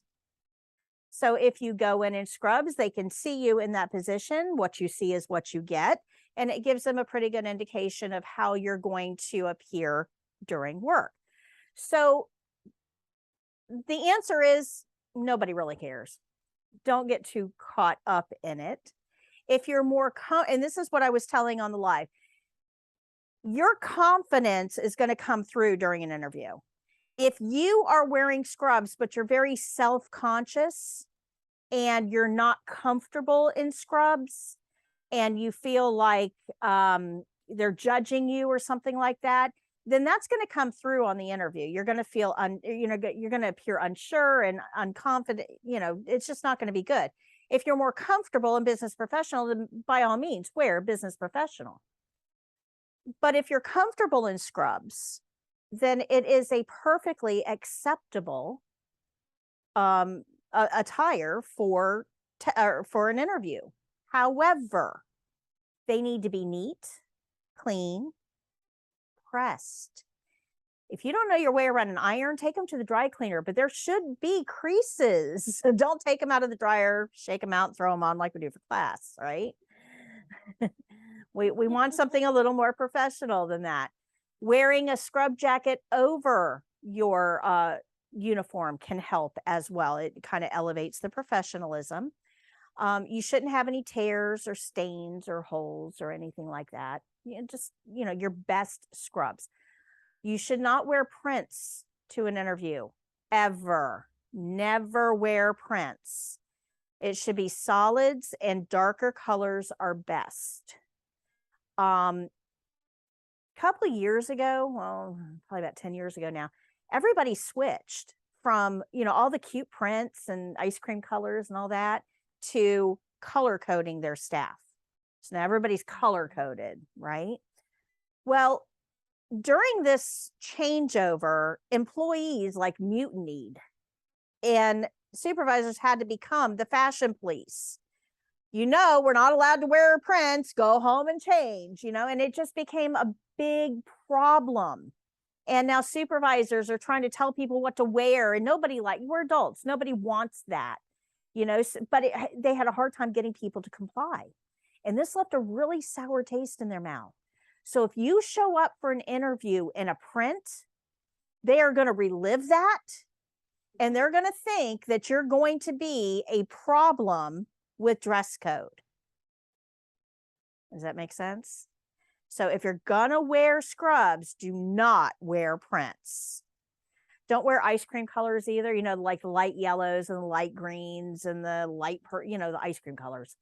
Everything I have on my wall next door, it's so pretty. I've got a whole wall of spring colors. It's so pretty, but don't wear those. I love that orange. Isn't that pretty? Yeah. It's like a peach sherbet or orange sherbet. It's really pretty. Yeah. But yes, it's appropriate to wear scrubs. It's fine as long as they meet the criteria. If you're more comfortable in business professional, that's fine too. There's something to somebody being able to picture you in that position. So let's say that you show up for an interview and you're in a nice dress, heels, hair's all done, makeup, jewelry. I mean, you look really, really, you're business professional. You look really, really nice. And I'm interviewing you for a CNA position. It's going to be hard for my brain to try to get past all of that to see what I'm going to get on the floor, right? But if I have a receptionist position open, you look the part for that. And I may actually offer you the receptionist, but you went to school to be a CNA, not to be a receptionist, right? So there's something to going to an interview as if you're ready to work so that they can see you in that position. I'm going to tell you, I've been to 2 job interviews where I got hired on the spot and started orientation right then because I looked the part. I was already in scrubs. Go down to human resources, sign the forms, pee in the cup, meet me back here in a half hour. Cool. I'll take it. But if I'm in a dress and heels and all, I don't do heels anymore, but if I'm in a dress, they're not going to offer me that immediate. I'm not going to start right away. I'll have to wait till Monday or whatever. And then they're not really sure what I'm going to look like on day one. So there is something to wearing scrubs, but if you're not comfortable in them, this is why I have you wear scrubs in here. Because the first day you put scrubs on, you feel like an imposter. You're like, these are like pajamas. I'm not really certified. I'm not really anything. I don't know. Am I really supposed to be wearing this stuff? You feel there's an imposter syndrome. You've got to get comfortable wearing these. And if you've worn them twice a week for 4 weeks, you're starting to get a little bit more comfortable with it. And you're starting to feel less like an imposter. And that's why I have you wear scrubs in here. You should also wear scrubs for the test as well. There's something to look the part, act the part. There really is. And you will see people at the testing center that are there in cut off shorts and tank tops. And they're there to test. And they generally don't do as well. And I don't know if it's because their performance suffers or if the evaluators judge them kind of a little bit more harshly because they don't look the part. There may be an unconscious bias there. So wear scrubs to the test. You don't have to wear your ID badges, but wear scrubs to the test. Good? While you're at the interview, there's 3 things that I want to talk to you about. The first is you should be aware that this question is coming. Tell me a little bit about yourself. Yeah, that's exactly what everybody does. They're like deer in the headlights. They clam up. Oh my gosh. Guys, you know it's coming. You know this question is coming. It's an open book test. You're the subject. You know it's coming. And yet nobody is able to answer that. Everybody's like, yeah. Now, what you don't want to say is something like, well, I was born in Virginia. And I moved to Granny's house when I was 12. Who cares? Yeah. Who cares? Nobody cares. What they want to know is, why do you think you deserve this position?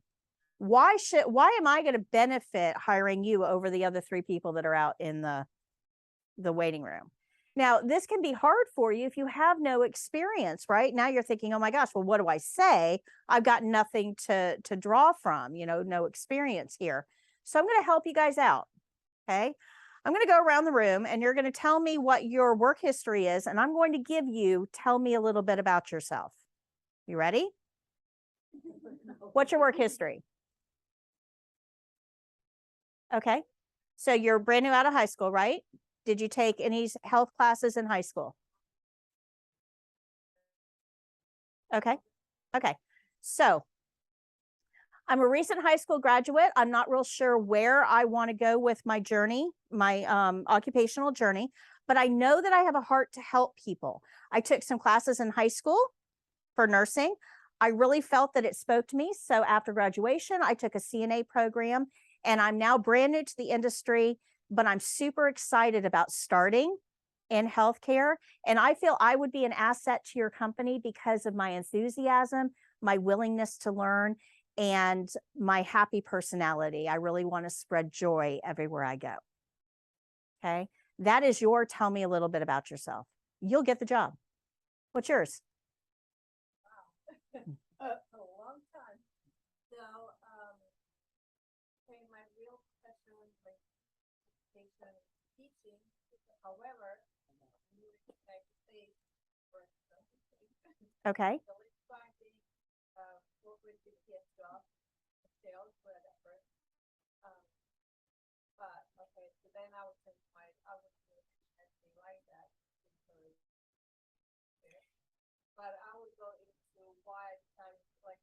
leadership meeting, in the nursing meeting, talked about the basically very informative throughout the last 15 years. Okay.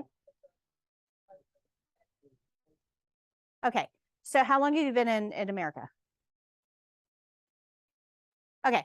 So I immigrated 20 something years ago, and I feel like I've assimilated into the American culture wonderfully. My previous experience in my birth country was as a teacher. Since I've been here in America, I've worked in a variety of customer service jobs, but I really felt most fulfilled when I was caring for my family, especially my husband, who had a hip replacement surgery. And it really led me to wanting to explore healthcare more effectively. So I took a CNA class, and now I'm ready to start my journey into healthcare. And I feel I would be a great fit for your position because I've got some maturity. I understand organization and prioritization and time management. My customer service background gives me the ability to diffuse difficult situations and work with customers to get a good outcome. And I really feel like I could benefit your company as well.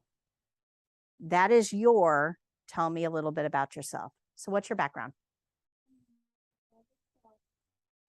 Okay. Server, hostess. Okay. Okay.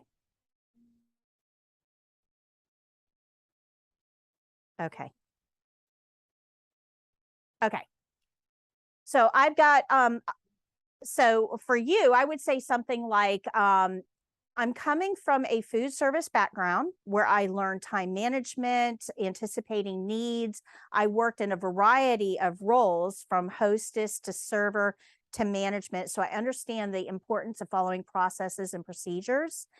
I did volunteer at Oak Hill Hospital, which really kind of lit a fire in me for caregiving, and I wanted to advance. So I took a CNA class, and now I'm excited about starting in my healthcare role. I feel like I would be a benefit to your company because I bring with me some experience as far as working with difficult clients. And I think that that experience would help me in challenging healthcare roles. Okay. I did 2.5 years in Puerto Rico. Okay. I did 2 years in like a warehouse in Pennsylvania. Okay. When I moved here, I did like a 6 month in Amstrad, like a customer service. Okay. And then I started working. Okay. So for you, I would definitely play up bilingual. Okay. So I because that's a skill that not everybody has. It sets you apart. But I would start yours with I've always wanted to be in healthcare. I've been a caregiver in Puerto Rico. I took some time off and did a warehouse job where I kind of learned some additional skills like time management and working with coworkers and maintaining a team environment. But I'm really drawn to healthcare. So I decided to take a CNA class, and I'm really excited about expanding my horizons. Now, as bilingual, I would be a definite asset to your company because I would be able to work with patients that English is not necessarily their first language and be able to provide comfort and care in a language that they're familiar with, which can help improve their overall experience here. Okay. My mom's an RN. Okay. And I've worked in, different facilities and done home health care. I have 5+ years of experience. Okay. So I come from a family of caregivers, so it was in my blood from birth. Yep. I mean, I would absolutely bring that out. Growing up, I had the ability to interact with patients in a variety of settings. So I'm very, very comfortable speaking with older adults and with patients and those of different cultures and different needs. I've worked in a variety of roles in healthcare, and I've got a lot of experience that I bring to the table. But most notably, I want to make sure that I'm providing the best quality care and that the patients are truly satisfied with the care that they're given. So I employ a lot of active listening and a lot of communication with my residents. I think I would be a great asset to your team because of my team player dynamics. Okay. I've been a bar manager, but always wanted to get into. You have more skills than you think you do. And honestly, there are two people. If I had to go out there in the world and pick two types of people to bring into healthcare, it would be anybody that works at Publix because they have excellent customer service training. Publix has better customer service training than Disney does. So anybody that works at Publix would be automatic in. The second one is anybody that has worked as a bartender or a bar server. And the reason is, and I know that sounds weird, right? It has nothing to do with healthcare, but the reason is that when you work in a bar environment, you learn how to juggle multiple tasks at one time. You learn how to prioritize. You learn how to listen, even with competing stimuli. So you learn how to focus in on the person that's talking, even when everything else around you is going nuts. But you also learn to work with difficult people with tact. So you have got way more skills than you think you do. And I would absolutely play all of those up. So if I were you and somebody asked me, tell me a little bit about yourself. I have an extensive history in beverage service. I was a bartender and server for quite some time. And during that time, I developed a lot of marketable skills, such as being able to listen through competing stimuli, being able to prioritize and help people make decisions when they're not real sure what they want. Picking up on nonverbal cues and being able to diffuse difficult situations. Those are all skills that I developed in a different industry, but I'm looking forward to bringing those into healthcare. Along the way, I realized I'm already caring for people. So I'd like to care for them in a more personal level. And that's why I took a CNA program. And I look forward to starting my career in healthcare. What's yours? Well, I got my CNA license in high school. And I went to a vocational school in Massachusetts. I was in school for about like a year, and then I was here, and it expired. Okay. So, Okay. I worked at an in-home daycare for 2 years, and after that, I got Okay. Are you looking to stay at Oak Hill Senior Living, or are you looking to move elsewhere? Okay. The reason I'm asking is because you've got childcare experience, and right down the road, not that I'm trying, so you guys close your ears. Tony Marie is going to like shoot me. Right down the road is Tender Care. They are a medical daycare service. So it's a daycare, but for kids that can't go to regular daycares, those that have trachs or G tubes or seizure disorders or things like kids that just can't go to regular daycare. And they are currently hiring. They contacted me. So if any of you guys have childcare experience, they hire out of our class. So something to keep in mind. But if I were you, I would definitely start out by saying I'm returning to healthcare. I was a CNA years ago. I did unfortunately let my license expire, so I took a class. I am recertified now, but I realized in that time off that this was really, truly what I wanted to do. And I'm drawn back to healthcare. I currently work in assisted living, and I absolutely love my patients. I love interacting with others. I love the team dynamic that I'm part of. But I'm looking to expand my horizons into maybe a different type of nursing care. I think I would be an asset to you because of my level of experience, but also because of my youthful perspective and my ability to relate to others. Okay. I got a warehouse, customer service, and PPS. Okay. So I do have some healthcare experience as an unlicensed individual, but I realized that that wasn't quite as fulfilling as I wanted it to be. So I went to school, got my CNA, and I'm now looking to start my career as a certified caregiver. And I feel that my previous experience will help me. But I also have experience in customer service and warehouse where I learned how to work well with others and how to follow processes and procedures and how to effectively organize my workday for time management. I think I would be an asset to your company because of my willingness to learn and my willingness to work well with others. I would never say that. It's good. I'm 16 years after 8 years in a restaurant. Okay. I managed roughly Okay. Okay. So let me ask you this, because this is going to come up with you. This is a question they're going to ask. What made you pivot away from, because it seems like you had two very different careers in the back. They weren't just jobs, they seemed to be careers. So what made you pivot into medical? COVID brought me out of Okay. So you were dissatisfied. part in the legal.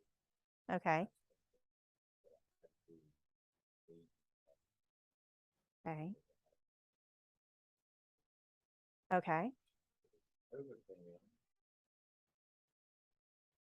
in. Okay. So you, okay. So you had, so COVID forced you to shift. Okay. So that's good. And then that's what I needed to get to, because that's going to be a question specifically for you. So if I were you and somebody asked me that question, I would say, I had a career in the oil and gas industry, and I thoroughly enjoyed what I did. However, because of COVID, certain aspects of my job were affected, and I wasn't able to continue performing that job. So I evaluated my skill set, and I realized that by going into people's homes, by addressing the legal challenges, by paying attention to those details that really, really matter, I realized that it was the people I was connecting to that I got the most enjoyment out of. And I really thought that maybe transferring that into a medical track would benefit not just me, but my patients as well. So I took a CNA class, and I'm looking to start my career. I've got some experience in assisted living. I'm very comfortable talking with people. I'm very comfortable with management roles. And I look forward to expanding my career in healthcare and being an asset to both my patients and the company I work for. Okay.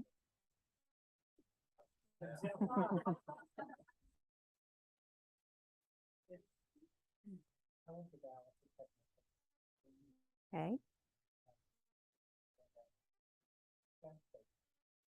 Okay. All right. So my early history was in management of gas stations, where I learned a lot of clerical tasks and working well with others and managing individuals and understanding the importance of having proper processes in place to make sure everything runs smoothly. And then I decided to start in healthcare, and I worked as a dialysis tech, and I really enjoyed my time there. I got to learn a lot of things, and it was a very highly technical position. But over time, the hours were difficult to maintain, and I wanted to remain in medicine, but I wanted to experience a little bit different aspect. So I went to work at an assisted living facility, and I took a CNA class to get certified. Now I'm looking for a position where I can bring all of that previous experience and knowledge with me to effectively care for patients, both those that just need personal care, as well as those that might need a little bit more technical care as well. Okay, what's yours? Okay. When I moved to Florida, starting 16. And then over the last 6 years, I worked at CLS. So I did a variety of different. Okay. So I caught the healthcare bug early in life, and I cared for my grandparents as they aged during my teenage years. And it put me on a track to explore a career in nursing. I felt that I really had an aptitude for it, and I enjoyed it. So I began working in assisted living facilities where I really connected with patients. And my whole goal is to brighten their day and make them smile. But I wanted to provide a little bit more technical care, a little higher level of care. So I took a CNA class and I'm currently certified and I'm looking to expand my skill set. I think I would be a asset to your company because of my previous experience, my willingness to learn, and my cheerful personality. Yours? Worked at a car wash. Okay. So I currently work in 2 different positions. I work cleaning cars, which requires a high attention to detail and the willingness to satisfy the customer's needs, because it's not just all about us, right? It's about the customer. So I'm very driven to make sure that the customer is happy with the level of care provided. And the car wash wasn't giving me everything that I was looking for. So I began working at an assisted living facility to bring those skills to a more personal setting. And I really found that I enjoyed this line of work. So the next step was to become certified. And now I'm looking to advance into a position that might be able to put these skills to work and allow me to gain some new skills. And I'm not real sure where this career track is going to take me, but I'm sure excited to find out. Now, I want you to understand, I don't know any of you. I truly don't. I got a little bit of information from you and I was able to craft a very compelling sounding, tell me a little bit about yourself. Now, you've been living with you all of your life. So if I could do this, there's absolutely no reason that you can't. Now, all of you have pretty similar backgrounds, but I was able to make each one sound unique. And that's difficult to do with 12 of you. So if I can do that, and I don't know you, you need to spend 10 minutes working on this. Because they're going to ask. You know they're going to ask. And the last thing that you want to do is have that deer in the headlight look and go, I don't know. What do you want to know? I don't know. You're not convincing them why they should hire you. You need to tell them up front why they should hire you. Otherwise, this is a huge waste of time for both of us. This is your opportunity. And guys, if you nail this, if you can tell them why they should hire you, you will get the job. I don't care who else is out in the waiting room and what experience they have. If you nail this one part of the interview, you will get the job. You will. So that's the first thing I have to tell you about interviews. The second thing is you should always take a notebook with you and a pen. It should be in your pocket. Small notebook is fine. Because if they give you the job, they're going to give you details, and do not rely on your brain to remember those details. It will not. It will, because in the interview, you're adrenaline high. You will not, once you get out of that interview and you're like, oh, thank God that's over, you're not going to remember what they told you. So you need to have a little notebook because it goes something like this. I'd like to hire you. And our orientation will start on Monday. But first, I need you to go to Employee Health Services out on 50 and see Regina, and she's going to do a drug screen. I'll send the orders over so you can go anytime after 2 o'clock today. And then on Monday, I need you to be here at 8 o'clock. We're going to meet in the West Wing Conference Room B. You're going to see Kathy. She'll be there for you. And then you're going to have 2 days in orientation. And then we're going to put you on the floor with Sabrina, and she'll be your preceptor. Okay, so I'll see you Monday. You gonna remember any of that? No. All you heard was you're hired. That's it. That's it. It's all gone. So you need a notebook where you can take down that information, and you probably want to ask some questions like, what is the dress code for orientation? What should I wear? That is an awesome question, guys. Do you know why I know it's an awesome question? Because I get that question about 40 times a month. my students call me up and say, oh my gosh, I got hired at this place. What do I wear to orientation? Ask them. How do I know? I don't work there. Ask them. So if you get the job and they say orientation starts on Monday, your next question should be, what do I wear? What's the dress code?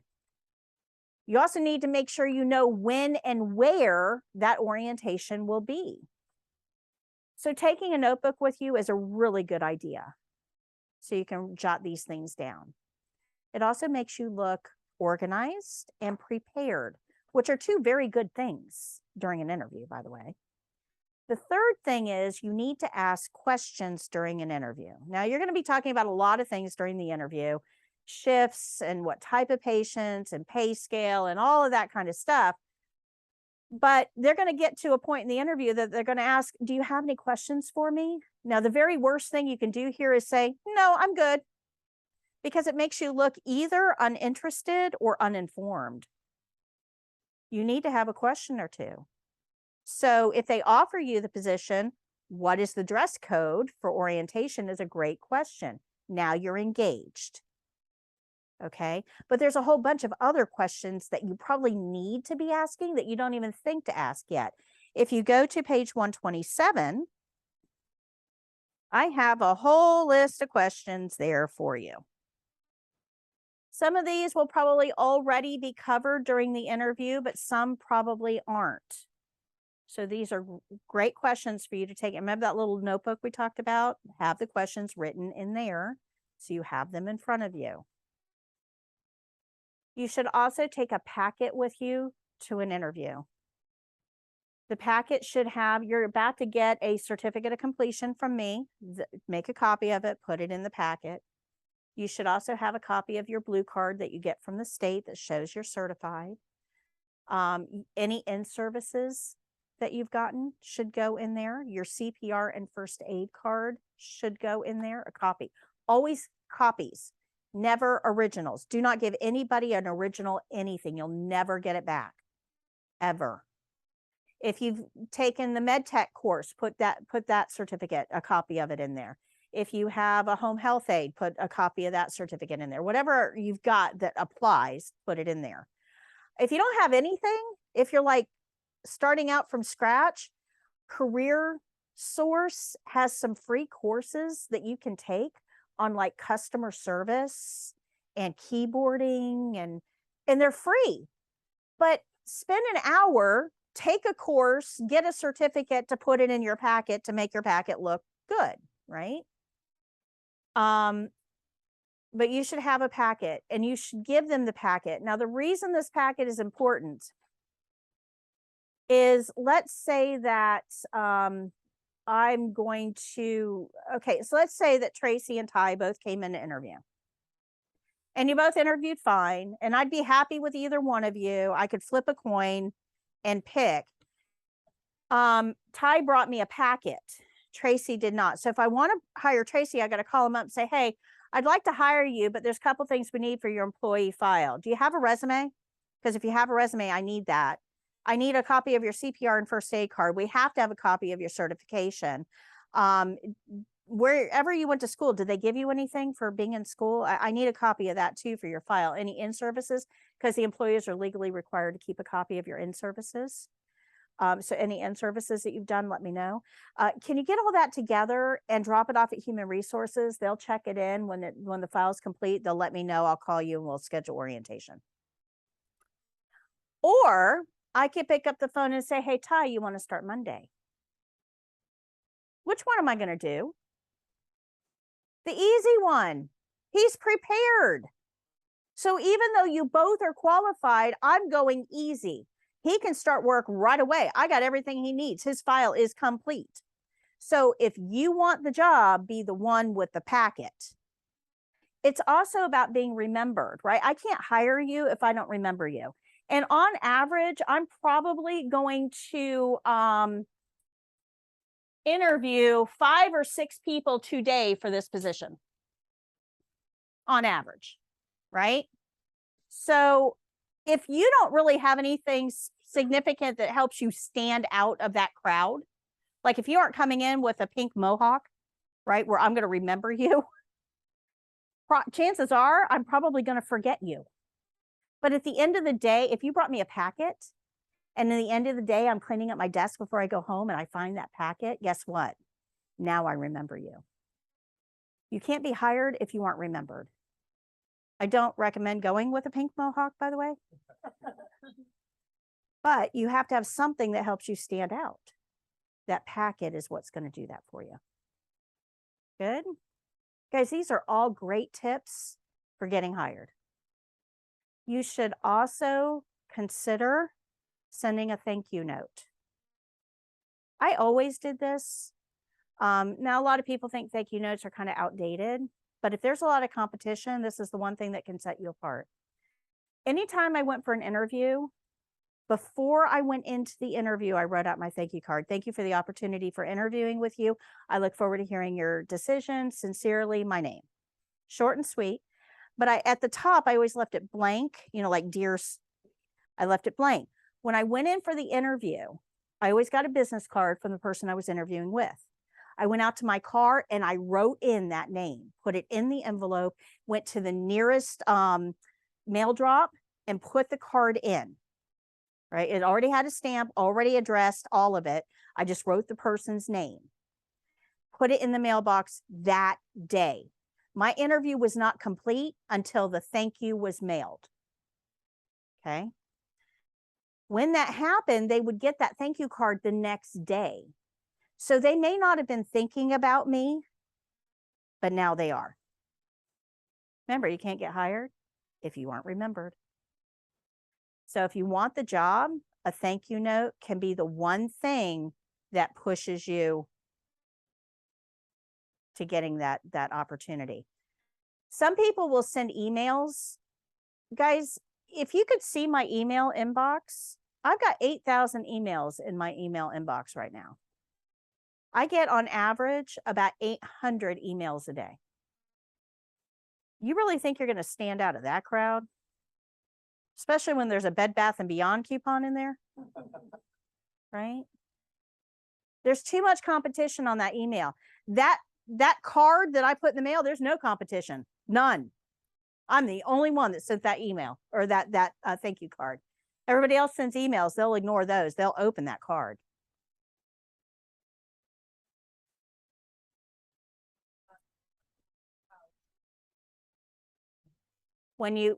So on the envelope, I put the name of the facility. So Oak Hill Senior Living, attention, Tony Marie. And she'll get it. Absolutely. And you'd be surprised at how excited people get when they get something that's not a bill, right? A handwritten card, right? It's clearly not a bill. Oh yeah, the receptionist will go, oh my gosh, you got something. They'll get all excited. Yeah. How bad do you want the job, guys? I mean, these are all things that take you very little time and very little money, if any.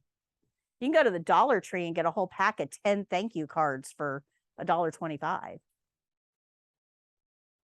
How bad do you want the job? Good. I will tell you that most of these tips that I'm giving you did not come from me. They came from the people who want to hire you. Remember, I own the scrub shop.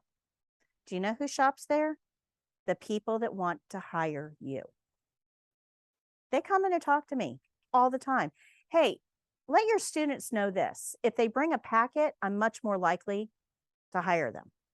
Hey, let your students know this. If they wear scrubs, it's easier for me to see them in that position. Hey, let your students know.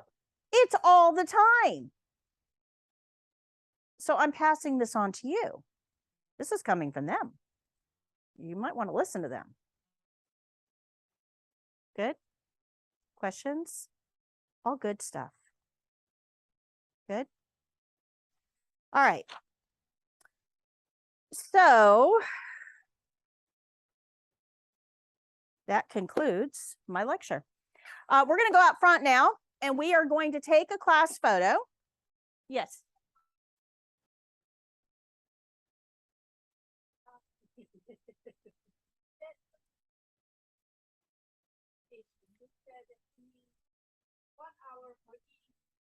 month that you're certified. Yes.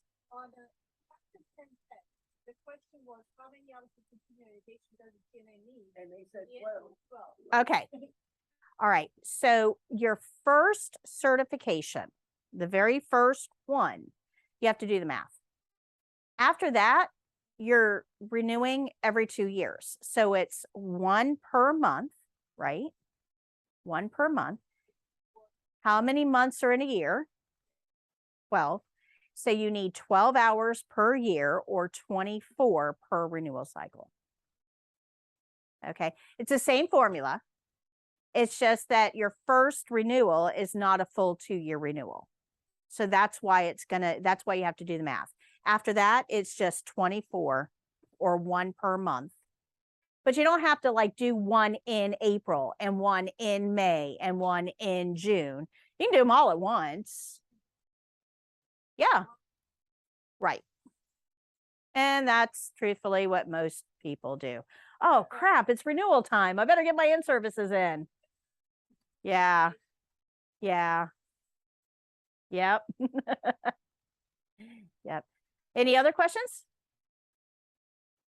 All right, let's go out front. We'll wait for Tracy.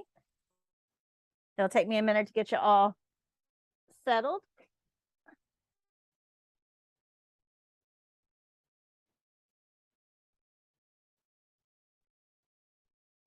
Oh, I'm sorry. I forgot to tell you. Please put your blue books on the or on my table there as you walk by. Yep. Thank you.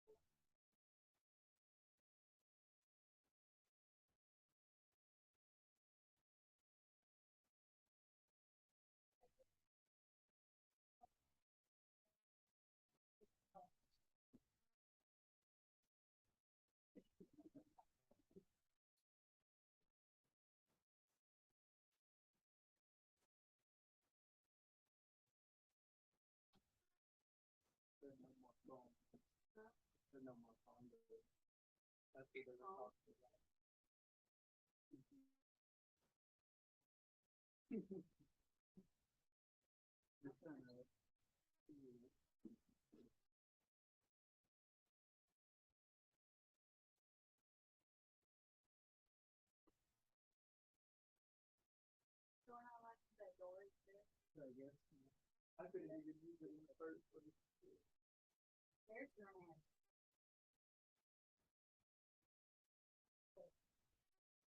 I just don't know what we're supposed to do right now. Especially one on. 3 books, Yeah, I guess. 7-hour books. Try not to fall asleep. What was I looking for? I do that sometimes. Well, we don't come anymore, but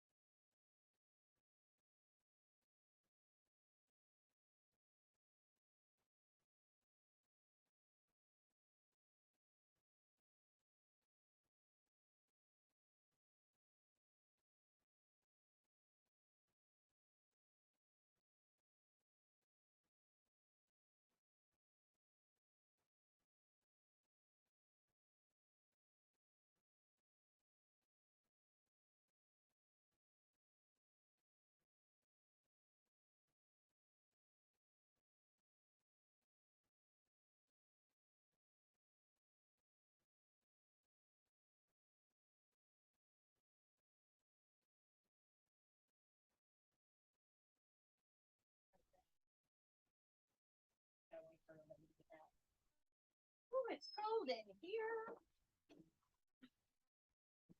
It's doing a hot cold again. I know. Like I said on the first day, this room only has 2 pounds. I ain't cold. Okay, I got home yesterday and the thermostat was reading 100 and it was like 75 in the house. And shut all the breakers off, turn it back on, and thermostat's messed up. Oh, The AC's no. constantly running. Oh, that's no good for your electric bill.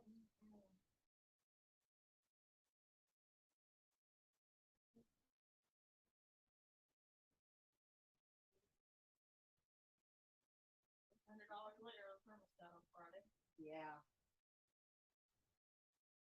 My dishwasher is dead. Uh-oh. Like the whole top, it's not. Well, like the water is being on the top rack. Uh-huh. And yeah, to have it repaired is as much as a new one. Yes, it is. And like I have an appointment for Friday for somebody to come out. My husband said, she's like, "No, no, no." So now I'm hip deep in reviews, trying to find a dishwasher that's gonna last longer than 2 years. And I just don't know what to It all buy. depends about the water too. If you have a water softener or not. Yeah, If you have one that's like got lime built up stuff, yeah, it don't last anything. no.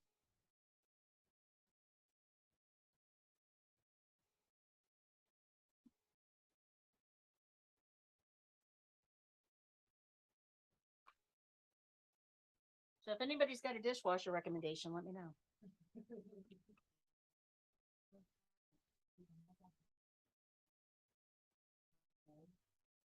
Okay, I'm gonna start. I'll go to my other page. Oh, what my landlord came in.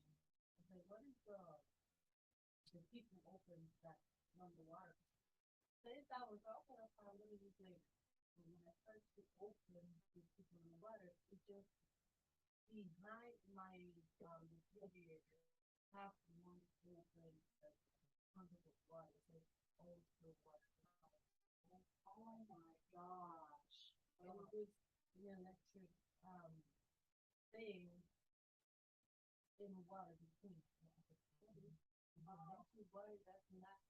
That is not good. That's not good. That is very not good. Okay. What am I gonna do? I'm gonna use that big bucket for like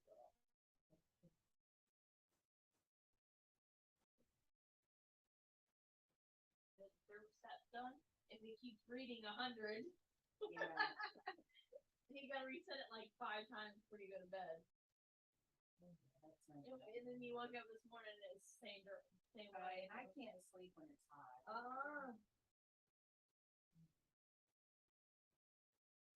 Well, the good thing is I froze my butt off last night.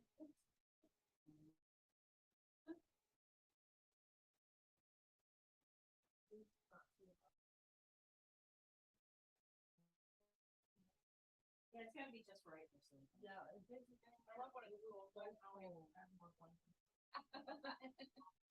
When You can only take off so much.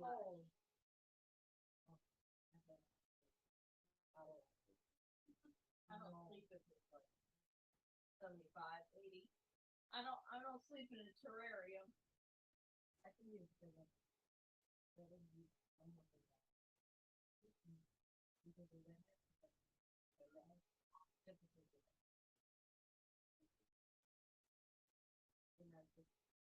Go to work. Glove, car, hat, phone, mobile, sock. Okay, I can go to work like this. I don't like it. And I work like warehouse. I'm not just be walking all day, 10 hours. Oh man, the all day I can't. And then I can now go to the office. And then when I come home, it's hot. Okay. No, what are you gonna say? You're flip flopping back and forth. But I prefer hot. Yeah, I really prefer summertime or wintertime. Yeah.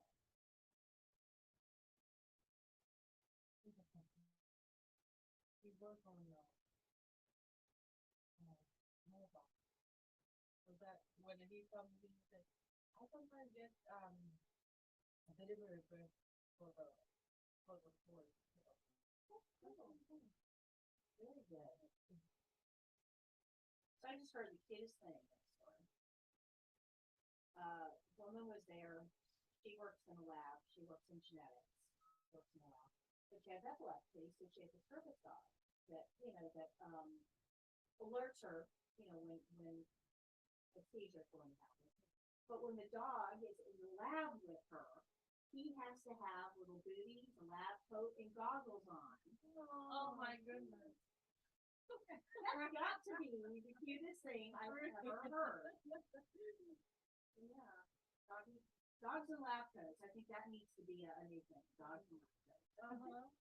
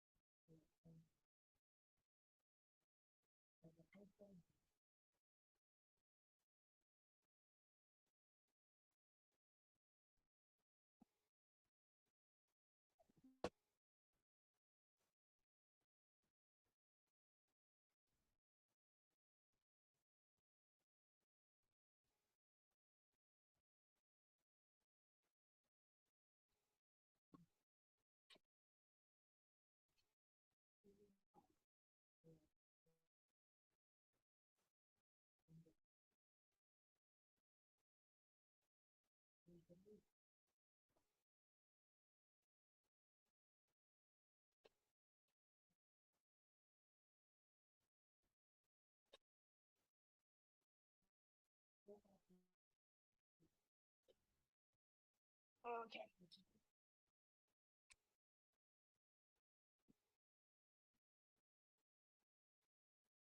Okay, so while we're waiting for everybody, there's a couple of things that I forgot to go over with you about interviewing. So I want to just cover these really quickly.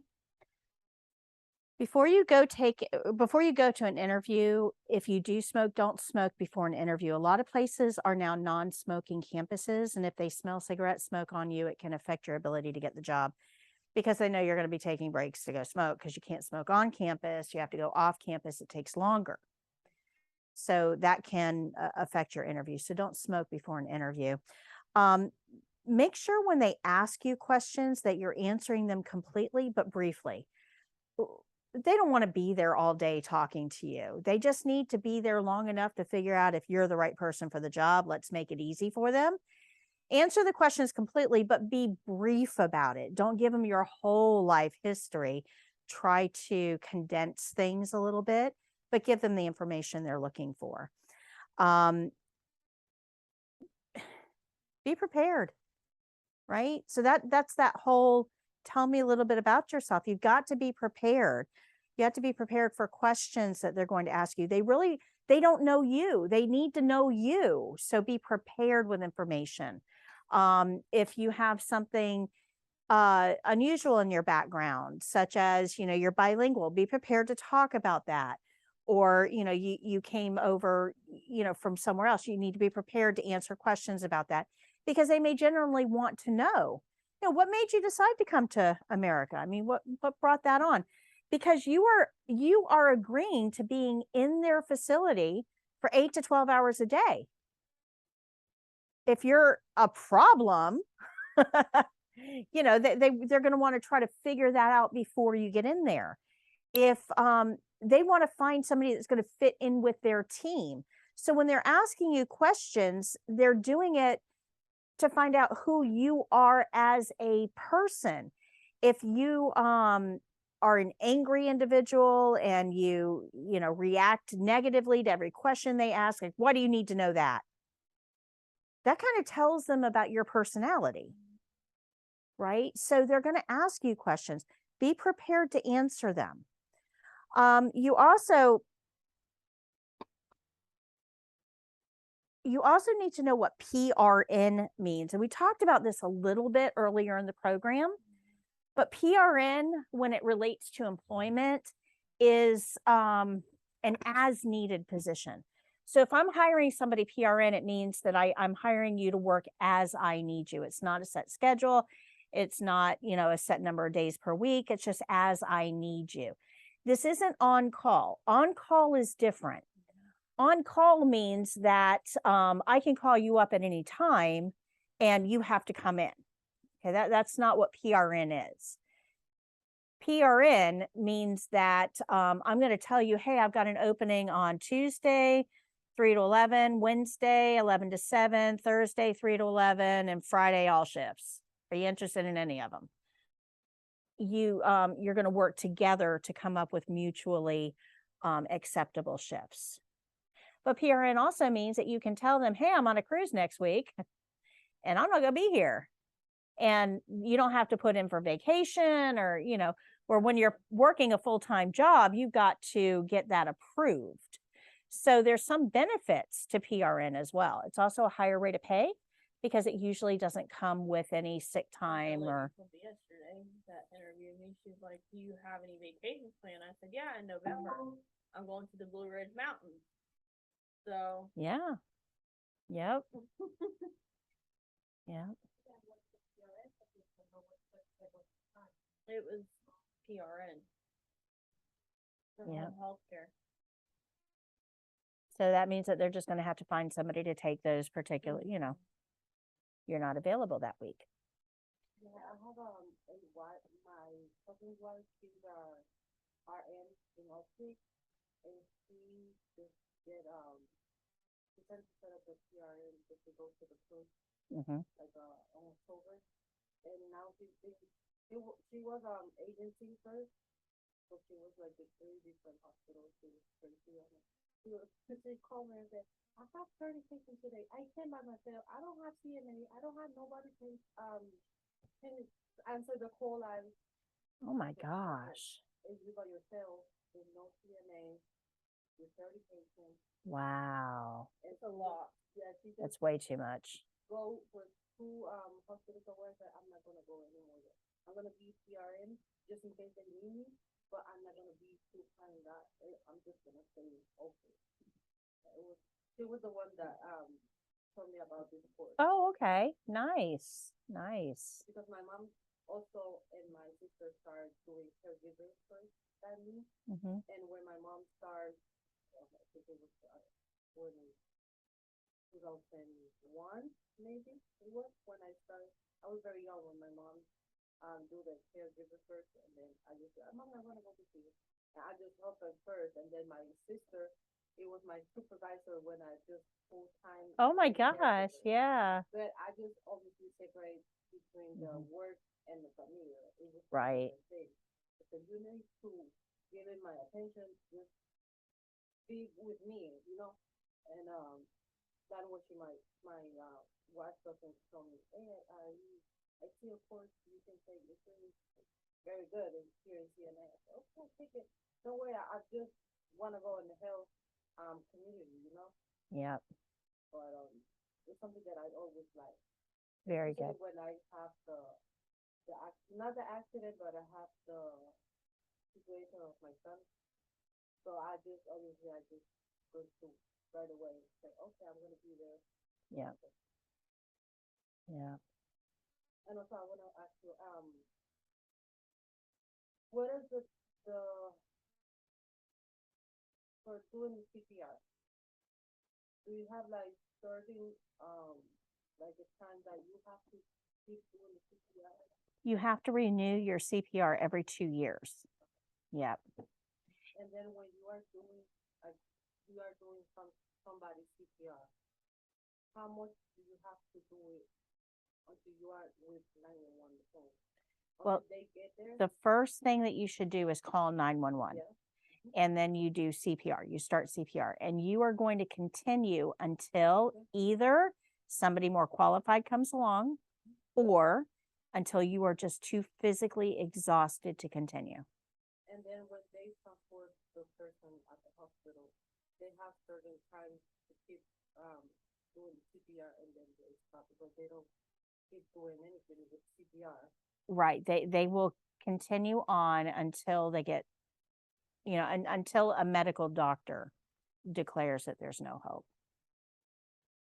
Yeah. But basically, we give every opportunity. So remember that, well, I don't think you were here that day. When it comes to CPR, all we're doing is circulating blood. Yeah, I was on. Oh, okay. So all we're doing is circulating blood. It doesn't fix anything. It doesn't bring the patient back. It just circulates blood. So we need medications or a defibrillator to try to fix what's broken, what's wrong, fix why their heart isn't beating. So sometimes, when 911 gets there, they're going to give medications and they're going to use the defibrillator, and if it's indicated, depending on what the rhythm is, and that may help. It may get the heart to start beating again. If that doesn't work, then we give a different set of medications, and it's a whole sequence of things that we have to give. So first it's epi, then it's atropine or lidocaine, then it's epi again, then it's a big dose of amiodarone, then it's epi again, then it's a small dose of amiodarone, then it's epi again. And this is every 2 minutes, right? So if you add all that together, you're seeing it's like 20 minutes minimum. Yeah, because when I had the surgeon of my son, I was working that day. His dad, it was with him and his sister at home, and he just got me random because I just saw them before I take my break, and then after like maybe 15 minutes after I taking a break that I go back to work, he just called me and said, "Hey, the boy don't answer me. I don't know what's going on." So I just call 911 because I don't know. I'm working, so I don't know what's going on. I just saw them like 15 minutes ago, and I just told my supervisor, I need to go. Something happened with my son. And then I just be on the hallway. I was also with 911 on my phone. He Yeah. was on the phone, and also I called them. And I just let them know, hey, I think my husband called them. I called you 911. I think he's on the phone with them, but I'm on my way. I'm like 30 minutes away from my home. So I just be on the hallway, like the major 120. I said, I'm not gonna stop. If the police call me, I'm not gonna stop. They're gonna maybe stop in my home. So when I get there, the ambulance just already took him to the hospital. It was very near me, like 10 minutes away from my house. But it was like 8 police cars, 2 ambulance. It was all mess. And then when I go to the hospital, I came in the same exactly time that the ambulance came in at the hospital. So Wow. it was the same way, the same time. When I asked them about my son, what's going on, he get here now, tell me. They, no, you need to wait in the room. I don't want to be in the room. I'm gonna be with him. It was only 5 months.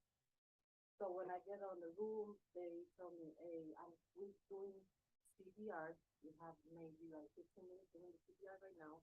We cannot give him any medicine because he's too young. He's like a baby. We cannot give him like the electric shock. He's too late. So we cannot do that.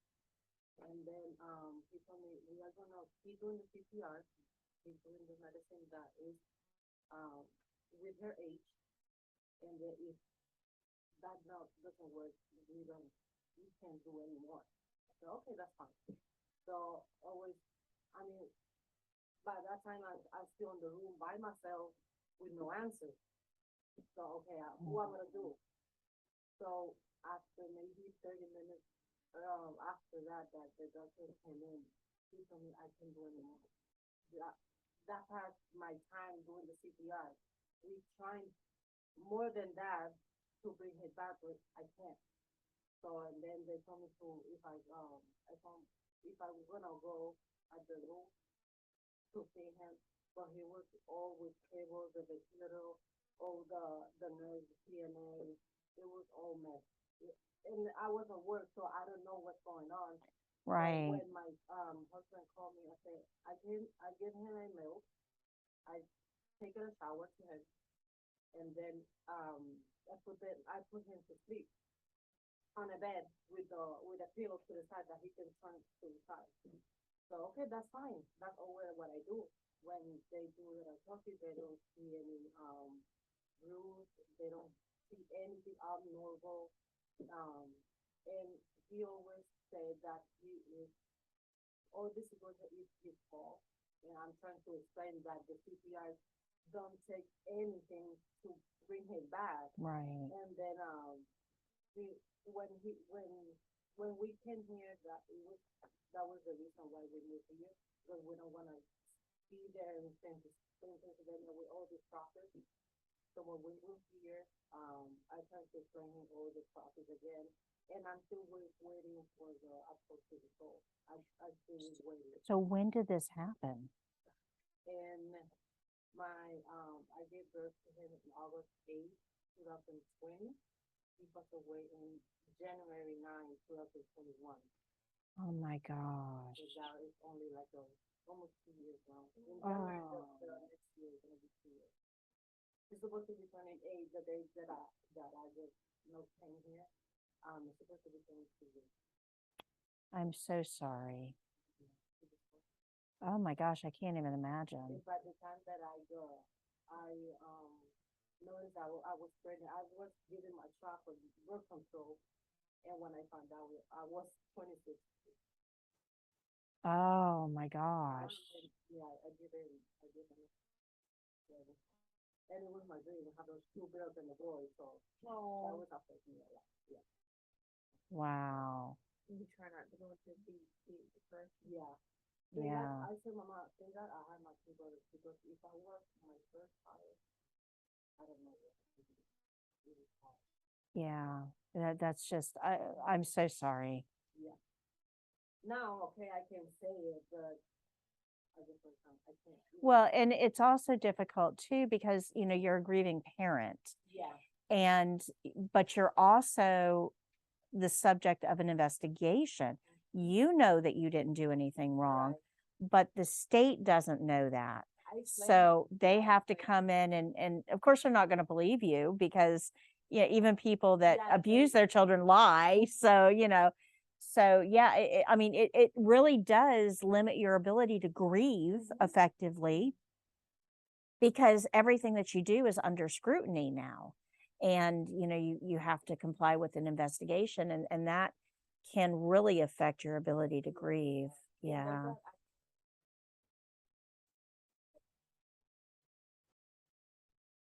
So they don't find anything any physical, that they think we would have done. to him. Right, right. So, things like that, I just explain him again and again and again. Sometimes he obviously, remember all that process because he did CPR on his own.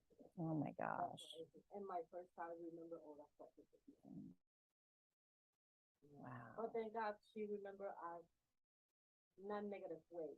She remember when she saw him like in the funeral. Hmm. But she remember when she dressed the little dress like a princess, something like that. Yeah. She don't remember like this negative way. Yeah. And unfortunately, I mean, that does happen. This sudden infant death syndrome is a thing. Oh, and there's no real, It took me a lot to understand that something happened, something like unexpected death happened. And Yeah. I just say, Mama, why me? Why my son? What is my dream son that I just always want? yeah. I don't know. Maybe he was an angel that thinks to him like obviously for 5 months. You don't know. I don't know either. So maybe the time's gonna give you the answer to that. I don't know. You may not ever get an answer. Mhm. And that's a hard thing to come to terms with too, is that you may not ever get an answer.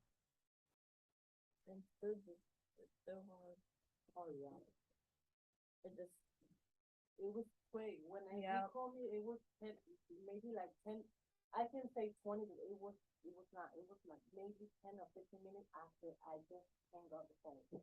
Like good. Yeah, it's instant. It's just.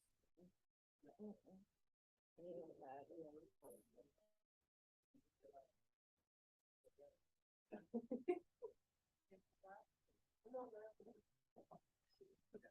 A Dunkin' run. Everybody runs good on them. America runs on Dunkin'. Okay, I'm gonna pass out the review sheet. I did talk a little bit about, the first couple at the top. You can look at the answers at the bottom. They're pretty self-explanatory, even though, you may not have gotten the explanation. Don't smoke before an interview. That's the big thing. So this is your final review sheet, guys. This is it. But if you've saved these as you've gone through the program, here, just take one and pass it around. If you've saved these, and you go back to the very first one and you read through it, you're going to go, oh my gosh, this is so easy. And you can use those as a good way of studying before the test. I got all of them besides 6. Okay, let me get you 6. Okay. Okay, so here's 6. Who needs 7? There you go. 7. Okay, 7. You need 7. There you go. 7 is before 8. Yes.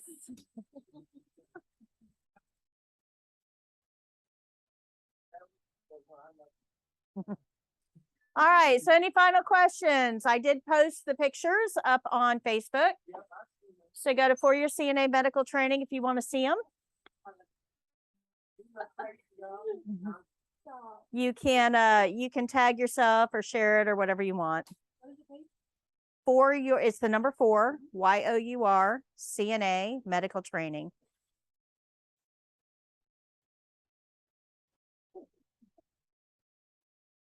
You should see my round logo.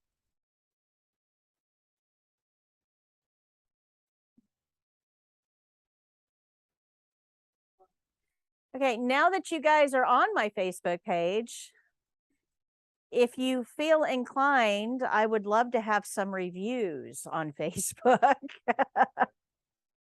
I would really appreciate that. I'm really bad at asking for reviews. I've gotten better over the last couple classes. But I've had 5,000 students and I only have like 40 reviews. So that would be awesome.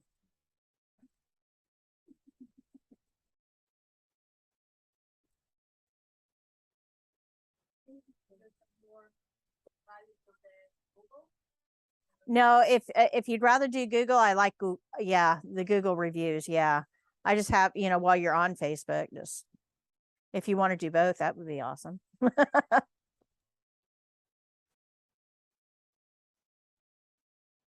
Okay. So once you guys are done looking at your pictures, when I call your name, if you will come up and get your folder, I would like to congratulate you on passing the class. And don't open the folders until everybody gets theirs. That way I only have to go through it once. Does that sound fair? Okay, Yashini. Congratulations. Paulette. Congratulations. Taiwan. Congratulations. Jordan. Not here. Brittany. That's me. Congratulations. Brianna. Congratulations. Lauren. Congratulations. Ashanti.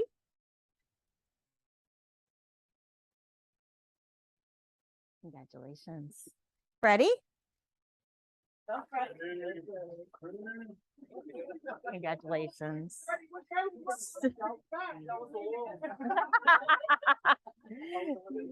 Savannah.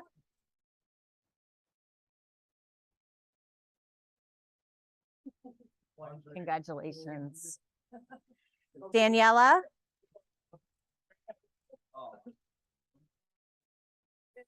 Congratulations. Donald.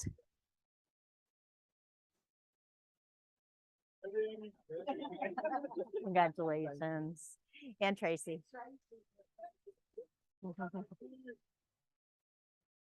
Congratulations. All right, now you can open up your folders. This is your proof that you were here in Concord. You will see a certificate on the right-hand side that's suitable for framing, but not much else. It doesn't really do anything. It will help with employers. They do know us, but it does not prove education for any other state. Keep that in mind. It will not help you get certified in Tennessee. But it is nice to have. If you pull out the information on the left-hand side, the first page says good luck, and we mean that. We want you to succeed, guys. My name, address, phone number, and email is in the middle of that page. You can use me as a professional reference. Those are the hard ones to get. So everybody can come up with a personal one. The professional ones are hard to get. You can use me as a professional reference. I do keep records of you being here, and I would be happy to recommend any of you. The page behind that, just because you're leaving us doesn't mean we're leaving you. You still have this room available to come practice on Mondays and Wednesdays from 1:30 until 4 for the next month. A little bit longer if you need it, if there's a delay in testing. Don't come back here 6 months from now and try to get in though, because I won't let you. The reason is I'm protecting my new, my new class, because I don't want them to have to teach you because you forgot everything. So a month, a little bit more, you're okay. 6 months, you're not. Take class again, watch the videos, do whatever you need to do. But you have access to that online program for a whole year. A whole year. So if you haven't activated the online program, do that. And watch those videos, do the interactive activities. All of that is there for you. And starting in September 19th, I'm actually going to be live streaming these classes into that online program. So what you guys, you were a dress rehearsal, by the way. So what you guys, all this technology was me being able to work out so I can live stream it. So let's say in September, you haven't tested yet and you want a refresher of the first day, just tune in on September 19th at 9 a.m. and you'll see me live. And you can, in Zoom, you can type in your questions and, I'll be happy to answer them. Okay, so you'll have access to the class instruction as well. But in that online program, I already have all of my classroom lectures in each lesson. So you don't have to wait for me to go live. You can actually hear what I have to say in the lessons too. You can still get the flashcards today for $14.99. After today, they go back up to $19.99. So kind of keep that in mind. You have your white books that has step-by-step instructions and the testing care plans. You have the room to be able to practice. You've got all of these resources as well as the skills videos on the website. Everything is still there for you. And if you have questions, come on my live on Thursday and ask me questions. But you also have my email address. You can send them to me. 8,000. 8,000. I was about to say that. I got 8,000. They might get lost. I was too busy writing. And don't forget the ebook will be up on the website for download sometime later this week. So kind of keep that in mind. That may be a good resource for you to review for the test. But we're still here to support you, even though you graduate. And thank you guys so much for the card. You made me cry. Even though you're graduated, and I'm super proud of all of you. This was an accomplishment. And you all did fantastic. You should be proud of yourself. I am, because I never thought I'd be here. This is an accomplishment. And we're super proud of you too. Let us know where you end up and what you do with your career. Come back and see me. Send me a note. Join me on my live. But let me know where you are. But we are invested in you now too. And we do sincerely wish you the best of luck in your career. And if there's anything we can do to help you along your journey, just let me know. Okay. But I'm super proud of all of you. Great job, guys. You stuck in there and you made it. The rest of the class is available for practice, or you can go celebrate 2-for-1 margaritas at Chili's, you know. Well, actually, it's Wednesday, so Cody's is better. It's 2-for-1 fajitas at Cody's on Wednesday. So.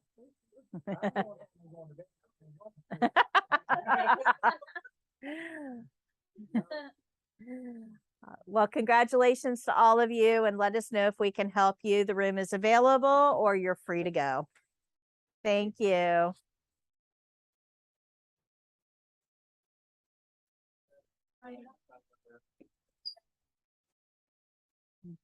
Okay. I'll have everybody's